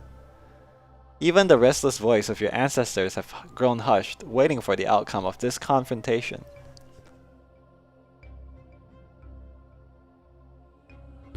Okay, I can side with Father. I can side with Stefan. Okay, so if I do this, gain 1 diplomacy, happy with Stefan, and 1 less unity, okay? If I do this, I get more relationship with Robert, less with Stefan, less willpower, but more unity. I think I'm gonna go for Dad. Yep. You'll have your chance, Stefan. When Father's older. Just wait for your turn, man. You block Stefan's way. Your ponderous voice fills the dark crypt. You demand that your brother step back. The head of your family is your father, Robert Brante, and so it will be as long as he lives. Could your brother have forgotten that it is part of the noble lot to acknowledge and honor seniority? Exactly. Your father is the man who must hear and accept your ancestors' will. Stefan tries to maintain his composure, but even in the dark, you can see his face twitch. Brother, you don't understand. I am not defying father's seniority, but I am the man who bears this duty to our grandfather. I cannot remain a mere witness while the future of our blood tie runs through his fingers. Sure, but he's just talking to Grandpa for now, right? Just let him talk to him first. You resolutely push your brother to one side. Whether he wants it or not, he will give way to the head of the family. Father catches his breath and approaches grandfather's tomb. So, it's you, Robert. Have you come to disappoint me yet again? Stefan is right. I have not put my hopes in you for quite some time. If anyone will lead the Brante family to glory, it will be my grandson. Oh, who, me? Nah, just joking. Stefan clenches his fists and whispers something to himself. I am doing my utmost, Father. We are closer to becoming nobles of the sword than ever before. The Overseer looks upon us with favor. Just a couple more years and your dream will come true. This must be your dream too, Robert. But you still cater to your foundlings, Lydia and Gloria, risking a permanent blemish upon the Brante name, my name. Dead though I may be, my will lives on. Heated at last, get rid of that troll-op, Gloria, and devote yourself to your true family. Otherwise, you will lead our family to shame and ruin. Father hesitates for a moment. No, Father, this is impossible. Even if I must defy your will, I am responsible for Gloria. My honor and my conscience will not allow me to do what you demand. You must accept this, or keep on fighting me for all eternity. Yeah, what are you gonna do about it, Grandpa? You're freaking dead. The voice of your deceased ancestor fades away. He seems to have left this realm, but then his voice suddenly booms from the other side of the crypt. Wait, what the hell? It's teleporting around. Stefan, you are the heir of this family. Your duty by blood is to earn us a place in eternity. Do not take after your spineless father. Do what must be done. Cleanse our family of wickedness. Whoa, whoa, whoa! Who you calling wicked, huh? Jesus. Stefan is shivering. He replies in an unsteady voice. But Gloria, I can't. Stefan checks himself. Uh-oh. I will do my duty to my family, Sir Gregor. Whatever the price, I will pay it. Yikes. That's ominous. Are they gonna kill each other? Is Stefan gonna try and kill Gloria somehow? Oh no. The crypt is completely silent once more. We are alone once again. Oh, yep. You see tears glistening on Stefan's face. Without uttering a word, he goes outside. Oh no. He's decided to himself that he's gonna do something dramatic, right? Uh-oh. I must stop him. A secret plot. Maybe, I don't know. Father claps his arms firmly around you. You feel him let out a sigh of sorrow and relief. The vigil is over. Down. Disagreements, but getting higher, getting up there. Still really high in willpower. Nice.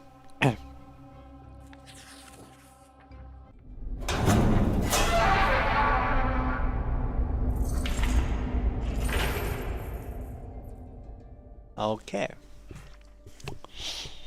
The ward of the Magran Inquisition has little space for dungeons in which to detain and question suspects. Just a handful of underground cells with tiny windows and heavy doors. You and Jian are standing in one of them, facing a man accused of heresy. 2 days of questioning have yielded nothing. This man was distributing books containing distorted versions of the teaching of Isitius. The teachings themselves were intact, but the books also included comments that openly criticized the foundations of the old faith. To set up a clandestine print shop for such blasphemous books, one needs powerful connections and money. This could be your chance to track down a heretical sect of considerable power. The man is on a rack. Ooh, yikes. Rope is wrapped tightly around his wrists, turning them a deep shade of blue. Jian has treated the prisoner with patience and mercy. She has forbidden the use of torture in an effort to prove to the man that his silence is pointless. How does that prove that silence is pointless? I don't understand.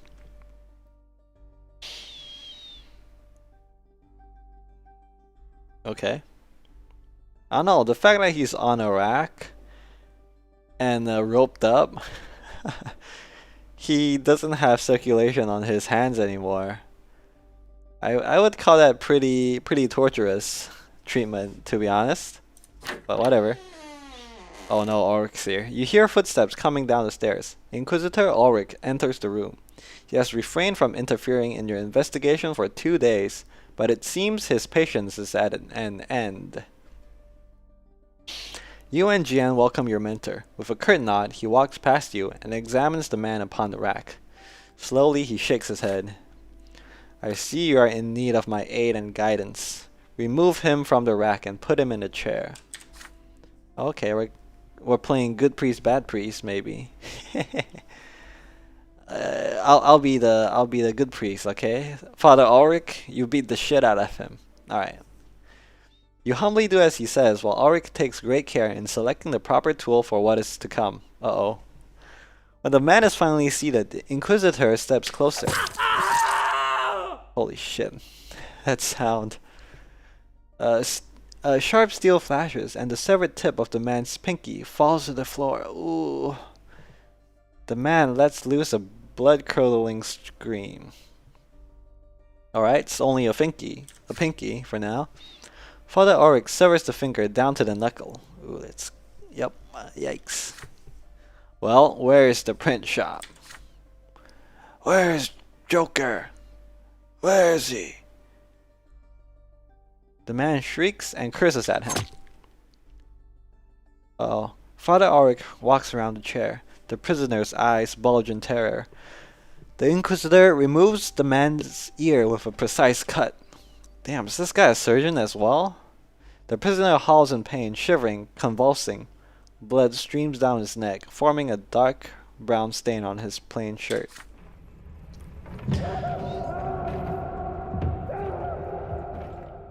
Jian is stone-faced as she watches it happen.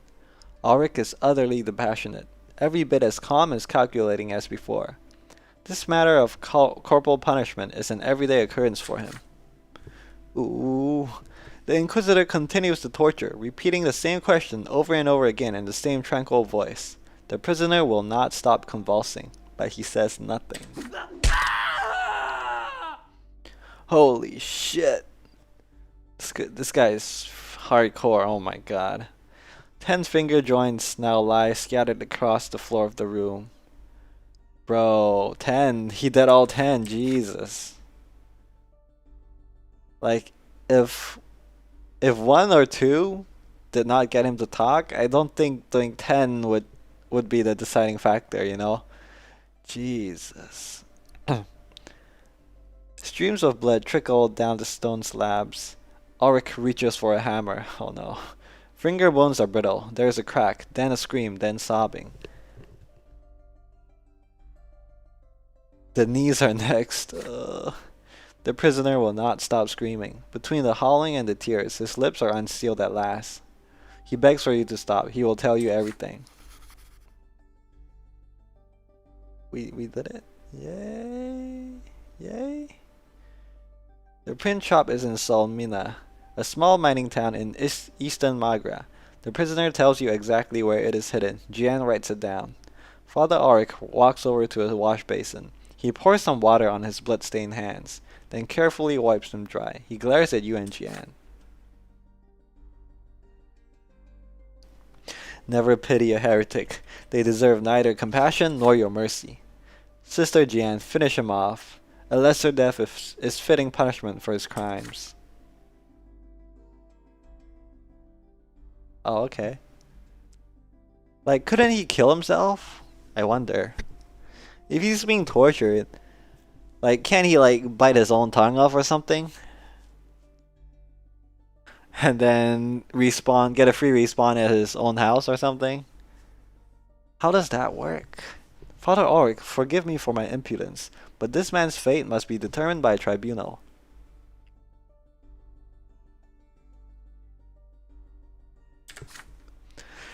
Sister, I have personally sentenced him to lesser death for his sins. The tribunal is a mere formality. Ooh. A senseless waste of time, just like your attempts to convince him to speak. Forgive me, but I refuse. You and I belong to the same lot. You are not a noble. You cannot give me orders. You are far too arrogant for a girl barely out of the seminary. Father Ulrich's voice rings like hardened steel. Jian meets his gaze defiantly. The prisoner is sobbing quietly, still shackled to the chair. At this point, wouldn't it be better to kill him so he can respawn? 'Cause he's missing all his fingers now, right? Are they gonna grow back?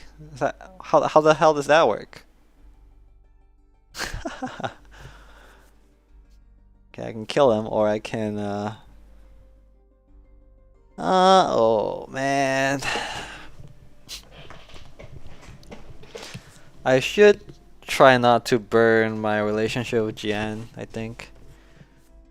And I'm not sure what I would gain from getting relationship with Ulrich, because I'm not going for that path at all. I'm hoping to go for a new faith, so I will support Jian, I think. Insist that the prisoner must face the tribunal. Excuse me. Yeah, I think willpower is not really an issue right now. I have a lot of it. Valor, sure, why not? Don't really care for that stat, but could be good to not have it so low. After considering the quandary, you say that there is already a proper punishment for every wrongdoing. To carry out a sentence here and now would be murder, and such violence would be in defiance of your priestly lot. Father Ulrich stands erect. His gaze moved from Jian to you. Tell me, is your indecisiveness motivated by fear or pity? I advise you to consider which one of these is more ruinous for an inquisitor. Remember this, the rules and laws of the order were all written by men. We, however, fight those who seek to undermine the very law of the gods. But have it your way. A tribunal will decide this man's fate. With that, Ulrich turns and leaves the dungeon. You summon the acolytes to take the prisoner back to his cell. When you are done, Jian looks at you with resolve. The younger is the law, the order, and the form. To serve the twins is to obey and protect the law. I'm glad to see you understand that. Uh-oh. Oh no.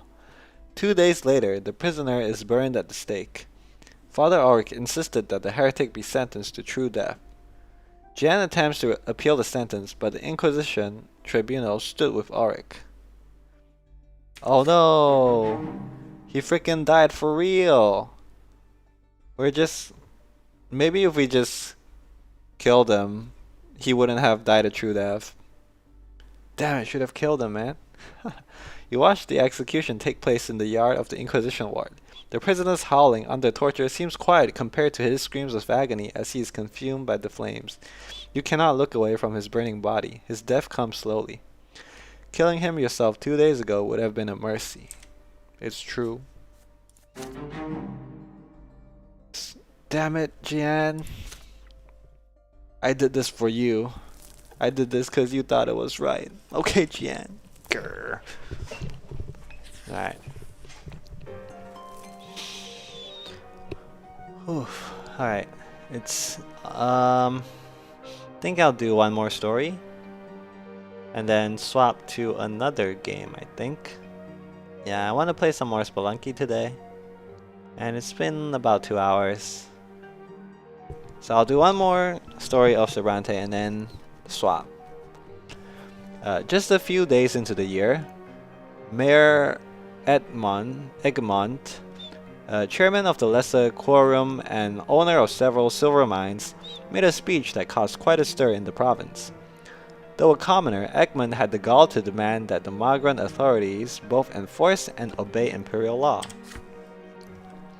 What's the use of the imperial laws if they aren't enforced as they should be? Even today, any Anazote nobleman who gets up on the wrong side of the bed can draw his sword and run the commoner through with impunity. These gentlemen may be our rulers, but does that mean they can defy the Emperor's will? Sir Elborn has been appointed to enforce the rule of law in Magra. How come the prefect doesn't see this? We commoners aren't trying to seize the noble lot and take over the province, but the rule of tradition is a thing of the past. This is the age of justice. We may not all be equals in its eyes, but even the nobles and clergy must obey the law. The Magran aristocracy is furious with Egmont and demands that he be silenced, but the rich industrialist has too much money and too many connections to be dealt with so easily. You hear more and more rumors about secret societies of commoners appearing in the city, plotting against noble rule. The gentry that fears Edmund and his peers might be behind this, but they have no proof, at least for now. Father Leonard, abbot of the Temple of the Silver Tree and leader of the New Believers, supports Egmont and has spoken publicly in his favor. The twins themselves entrusted the noble estate with the right to rule over the common folk, but rulers must also care for their subjects. The old faith is mistaken. No commoner should ever be forced to suffer. It is for this very reason that the imperial law exists. It is there to ease the people's suffering. May those laws be duly enforced, and may they serve all the people of the empire. Yeah, you go, father. Alright, wealth going down, order going down, power going up. Okay. I don't really have any say in that, right? I can't really control what happens. Alright, last story for the day. The first days of spring, it is early morning. The carriage bounces over a pothole on the road, jolting you awake. The village of Solmina is already on the horizon. You are close now. We're there to arrest the heretics, I guess, who are printing the blasphemous books. You travel alone, escorted only by David Agaronin and his champions of faith. Father Ulrich was so intent on denying Jian the chance to investigate the print shop that he called for an Inquisition tribunal meeting for this very purpose. What? Why?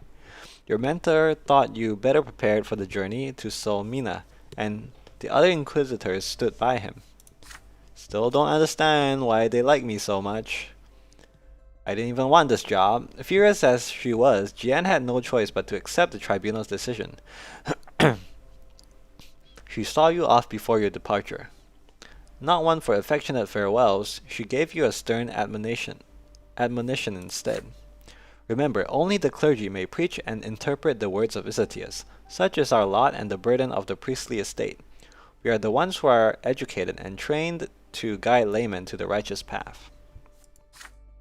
The commoner or noble who expostulates on the twins is thus guilty of defying their lot and shall suffer at the foot of the shining pillar for all eternity. Yeah, blah blah blah. The books from this accursed print shop pose grave danger to every member of the noble and common estates. I'm counting on you, Piper. Make those apostates pay for what they've done. Actually, if I just got rid of the books, then no one will read them, right? And if no one will read them, then no one is preaching. So all I have to do to save their souls is to burn the books. I don't have to arrest them. They're not defying their lots if they're not preaching to anyone. The carriage shakes as it rolls down the bumpy Magron High Road. You pass the time before your arrival by flipping through the pages of the books that started this investigation. It is a paper-bound tome, and so unusually light. You look through the familiar lines, the teachings of Isatius. In this section, the prophet outlines his thoughts on understanding the lots. And so the twins did ascend upon the land. Clad in flesh, they walked their path among the living and brought their word. Blessed was the Arctian race to carry their rule throughout the land, transforming the land to suit their own design, for this design was pleasing to the twins. And so the twins did anoint the bloodline of Tempest to rule over a worldly kingdom. Such was their will, their love, and law. And so the Arctian Empire came to be, and so the law of this land became intertwined with the law of the heavens. Okay? Thus spake the elder, he who lives a righteous life shall know the eternal bliss upon the peak of the shining pillar. Thus spake the younger, he who defies the law in life shall find eternal torment at the foot of the shining pillar. What is righteous life? The elder would not say. What is defying the law? The younger would not say. But there was no malice in this, nor was there any secret. Yeah, exactly. The twins didn't say shit about the lots. It's his interpretation, right? The twins named the blessed Arctian Empire their worldly kingdom, and thus for all eternity the shape and form of the empire shall be pleasing to them, and the laws of the empire shall be the law as given to us by the twins. Thus do we all serve the empire, and thus we fulfill their will. The nobleman serves with the sword and rules over other estates, for such is his noble lot. The commoner labors for the good of the empire. So is he saying that because they named that state, like the empire, their empire, so any law that the empire has currently must therefore be divine law because it's approved by God, and so we shall never change the laws? Because that doesn't really make sense, does it? You could also say that because the gods are all-knowing, that any future law that they make will also be approved by the gods, right? Because the gods approve the empire, and so everything that the empire does must thus be holy will, even things that they continue to do in the future. So there's probably nothing wrong with changing the law. Just have to interpret it that way. Thus do we all serve the empire, and thus do we fulfill their will. The nobleman serves with the sword and rules over the other estates, for such is his noble lot. The commoner labors for the good of the empire. Your eyes shift to the notes appended to these lines. Their author is unknown. Prophet Isatius, being the first disciple of the elder, addressed the twins by their side. What is your will? He asked. How does one live a righteous life in keeping with your law? He was granted a revelation and given a reply. There can be no doubt that this is the truth, just as there can be no doubt in the doctrines that have guided the people of the blessed Arctian Empire to the peak for more than 1,000 years. But this answer was given to the prophet in a time when the world was unlike the world of the present. The Arctian Empire was surrounded by enemies on all sides, and many lesser races yikes, and civilizations lived among us. Powerful sorcerers fought to resist the will of the true gods, and the priests of false gods were corrupting the people's soul with their profane rites. Spicy stuff. This was an age when the Arctian Empire had no nobles of the mantle, nor any nobles of the human race, nor did it have any commoners to toil and labor and be ruled over for the good of the empire. Did it not? Okay. The empire has changed drastically since the time when Prophet Isatius was given his answer. The empire, its form and its laws have all changed. And so our path of service to the empire and the twins must change as well. We must cast away the old answers. We must forget Isatius and the laws.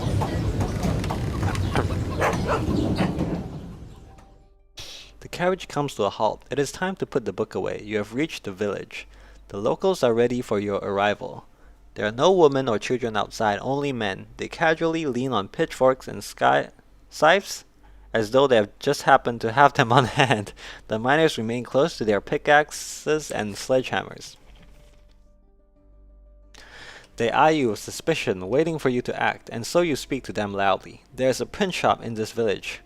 Where is it?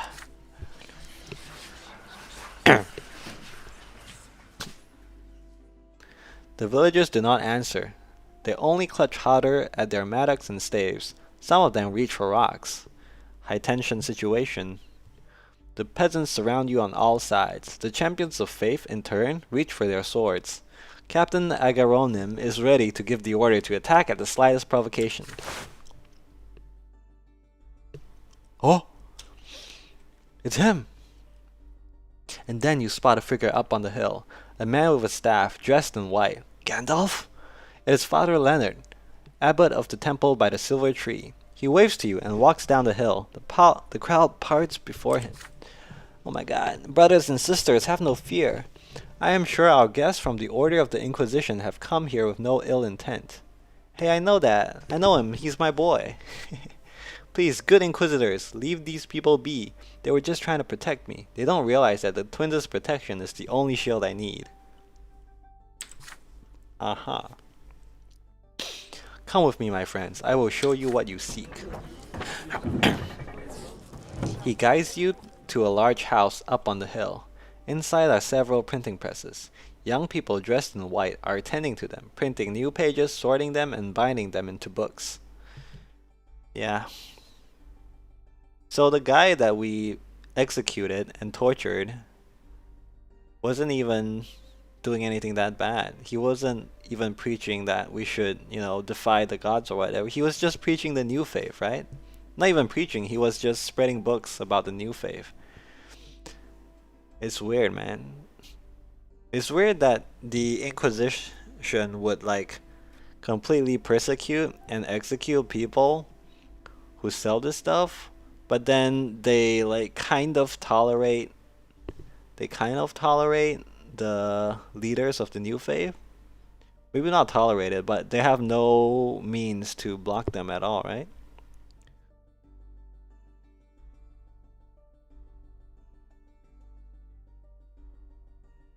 There's already so many priests that openly support the new faith that it's really strange that they would still prosecute so hard. That sucks. Sucks for the guy who got burned, for sure. The print shop workers freeze in fear when they notice your black cassock and the silver seal on your side. Do you see this, dear brother?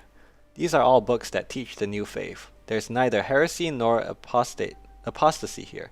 This is education, and the Patriarch of Magra has approved it. Leonard produces a scroll and shows it to you. I, Cassius, Patriarch of Magra, hereby grant Father Leonard, Abbot of the Temple of the Silver Tree, permission to study and annotate the writings of the great prophet Ezetius, for it is within the lot of the priest to study the twins and interpret their will. Let's go. Please understand this, brother. It is true that any layman may seek guidance from a priest, but no priest can guide every decision a person makes, for we are all endowed with free will. If the people learn more about the twins, it will be much easier for them to follow their will on their own and chart their own path to the peak of the Shining Pillar. Enough of this heresy. Only priests have the right to interpret the faith. So said Ezetius. This is your priestly lot, your duty and burden to bear. But you new believers now seek to compel laymen to shoulder this burden. They have been explicitly forbidden to bear it. That's kind of a circular argument, though. You're assuming that the teaching of the lots is true.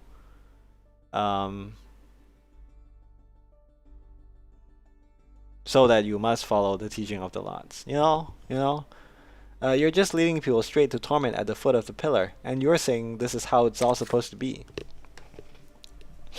Please do not be so quick to blame me and our doctrine. What you have just said is also an interpretation of the lots, Captain. Got him. Even though you claim it is not your burden to bear. But I don't judge you at all. For anyone who seeks their love, it is only natural to seek an understanding of their law. The teachings of Fotis are not forbidden. The new faith is not a heresy, but a path to salvation. We will continue to preach our doctrine and look for other paths to the peak that have been rejected by the old faith. It saddens me to see that our teachings are still met with such fierce resistance from the clergy, even here in Magra, the birthplace of the new faith. Dude, everything is getting kind of repetitive at the moment. I've heard this spiel so many times. Come on, let's get it on with.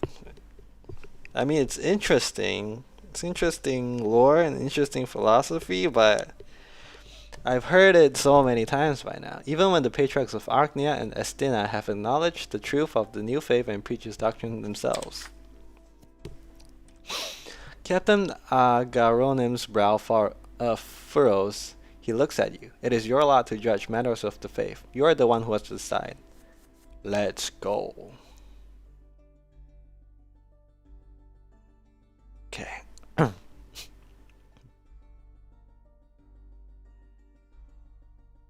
Uh-oh. Uh-oh, I'm gonna drop Inquisition power too low if I do this though. Okay, so if I destroy the print, if I destroy it, then I get one less tolerance of faith, right? And I lose relation with Father Leonard.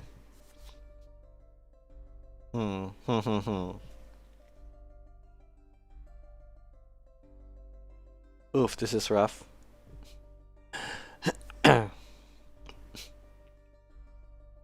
Oh no, I need 15 theology? I feel like this probably would have been the best choice. But of course, it's, the hardest one to get. So it's obviously good. Damn it. Missing one theology. I thought my theology was already really high, but apparently not high enough. Huh.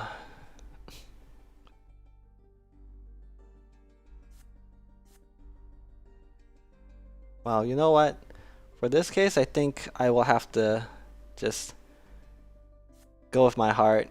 I'll leave the books alone because I think that's everything my character stands for. Even if it maybe will, I don't know, destroy the Inquisition or like make it crumble. It's fine. It'll probably be fine. And if not, well, I'll just have to live with the consequences of my own actions. Can't have everything, right? I'll stick to my convictions and leave the books alone. I did make a promise to him after all. After a moment of silence, you tell Captain Agaronem that Father Leonard is right. According to the priestly law, any clergyman is free to offer interpretations of the sacred text and provide guidance to his flock. This work has been sanctioned by Patriarch Cassius. The Inquisition will not stop these books from being printed and distributed. The more the commoners and nobles learn about the twins, the easier it will be for them to follow their path to the peak. The captain frowns in displeasure, but accepts your judgment. With a smile, Father Leonard thanks you from the bottom of his heart. You have prevented bloodshed today. Upon your return, you tell Jian that the print shop belongs to Father Leonard. As a priest, it is his right and duty before men and the gods to interpret the sacred text and the will of the twins. The print shop in Salmina will remain open. Jian raises her eyebrows, exasperated. Aiding heretics will only serve to guide you into heresy, Piper. Yeah, I've heard this before. Okay, let's get it over with. Don't you understand? These people are delusional, and they're spreading their delusion throughout the world. They're guiding their flock straight to the foot of the pillar. The sooner the new faith is seen as heresy, the sooner we can begin to fight them, and the more people we will save. I thought you understood that. It's terrible to imagine all those people doomed to torment at the foot of the pillar, and now their suffering is on your head as well. Inquisitor Auric greets you with a stone face when he learns of your decision. Uh-oh.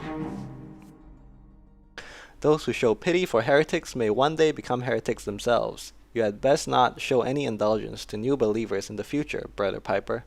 Trust me, it won't end well.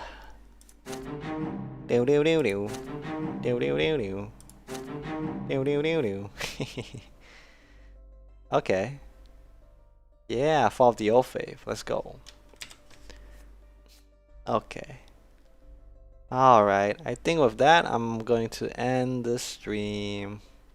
I'm gonna take like, I don't know, 15 minutes break.